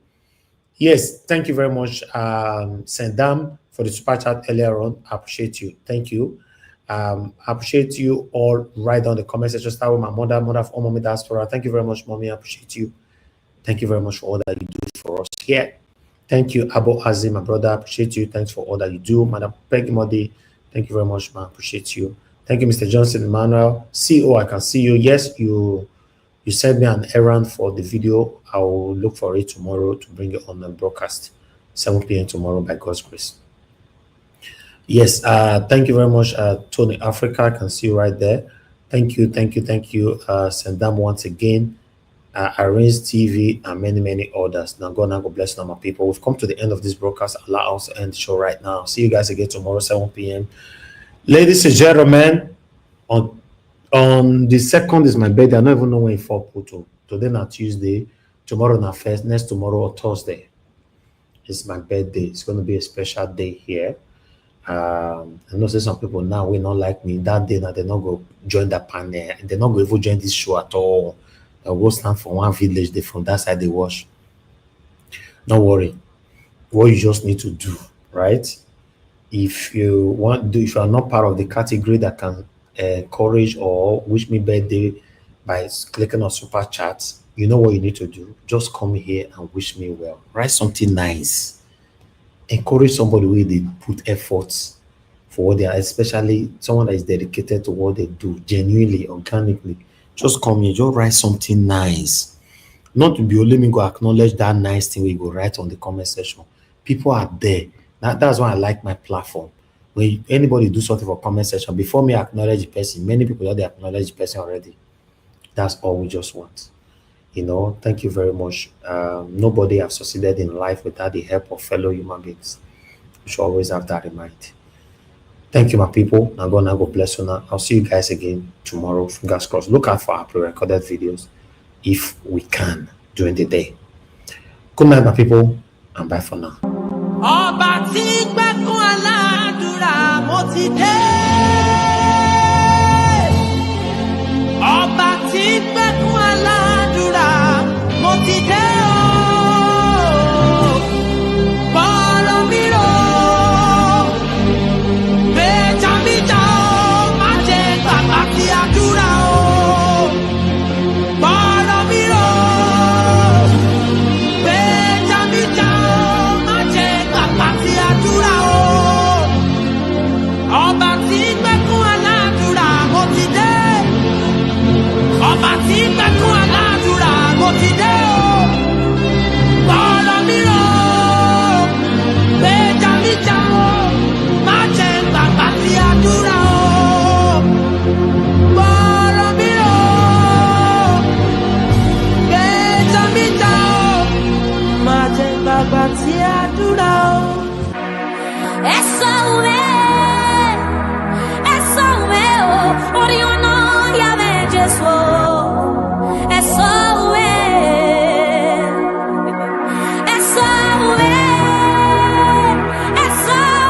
o, orí ọ̀nà yàrá Jésù o. Ẹ sọ òwe, ọgọgọ náà rí ẹmẹ o, ọfúre náà rí ẹmẹ, orí ọ̀nà yàrá Jésù o. Ẹ sọ òwe, ọgọgọ náà rí ẹmẹ o, ọfúre náà rí ẹmẹ, orí ọ̀nà yàrá Jésù o. Ẹ sọ òwe, ẹ sọ òwe, ẹ sọ òwe o, orí ọ̀nà yàrá Jésù o. Ẹ sọ òwe, ọgọgọ náà rí ẹmẹ o, ọfúre náà rí ẹmẹ, orí ọ̀nà yàrá Jésù. Ẹ sọ òwe, orí ọ̀nà yàrá Jésù o. Ẹ sọ òwe, orí ọ̀nà yàrá Jésù. Ẹ sọ òwe, orí ọ̀nà yàrá Jésù. Ẹ sọ òwe, orí ọ̀nà yàrá Jésù. Ẹ sọ òwe. Ọ̀pẹ kan bá kẹ́ni ògìlẹ̀ lè kíyàn. Bàbá àmọ́ sùn wà òwe lórí yẹn. Ara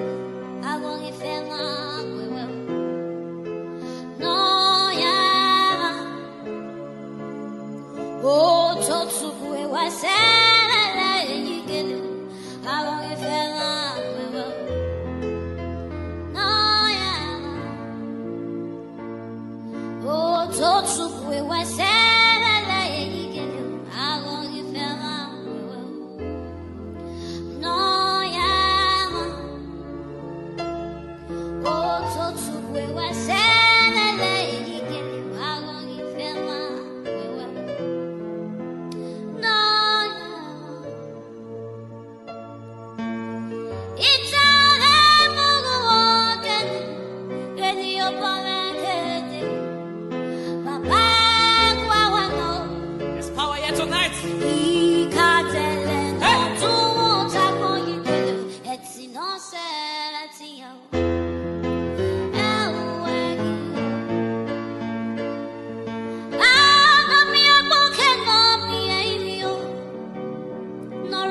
Know yourself.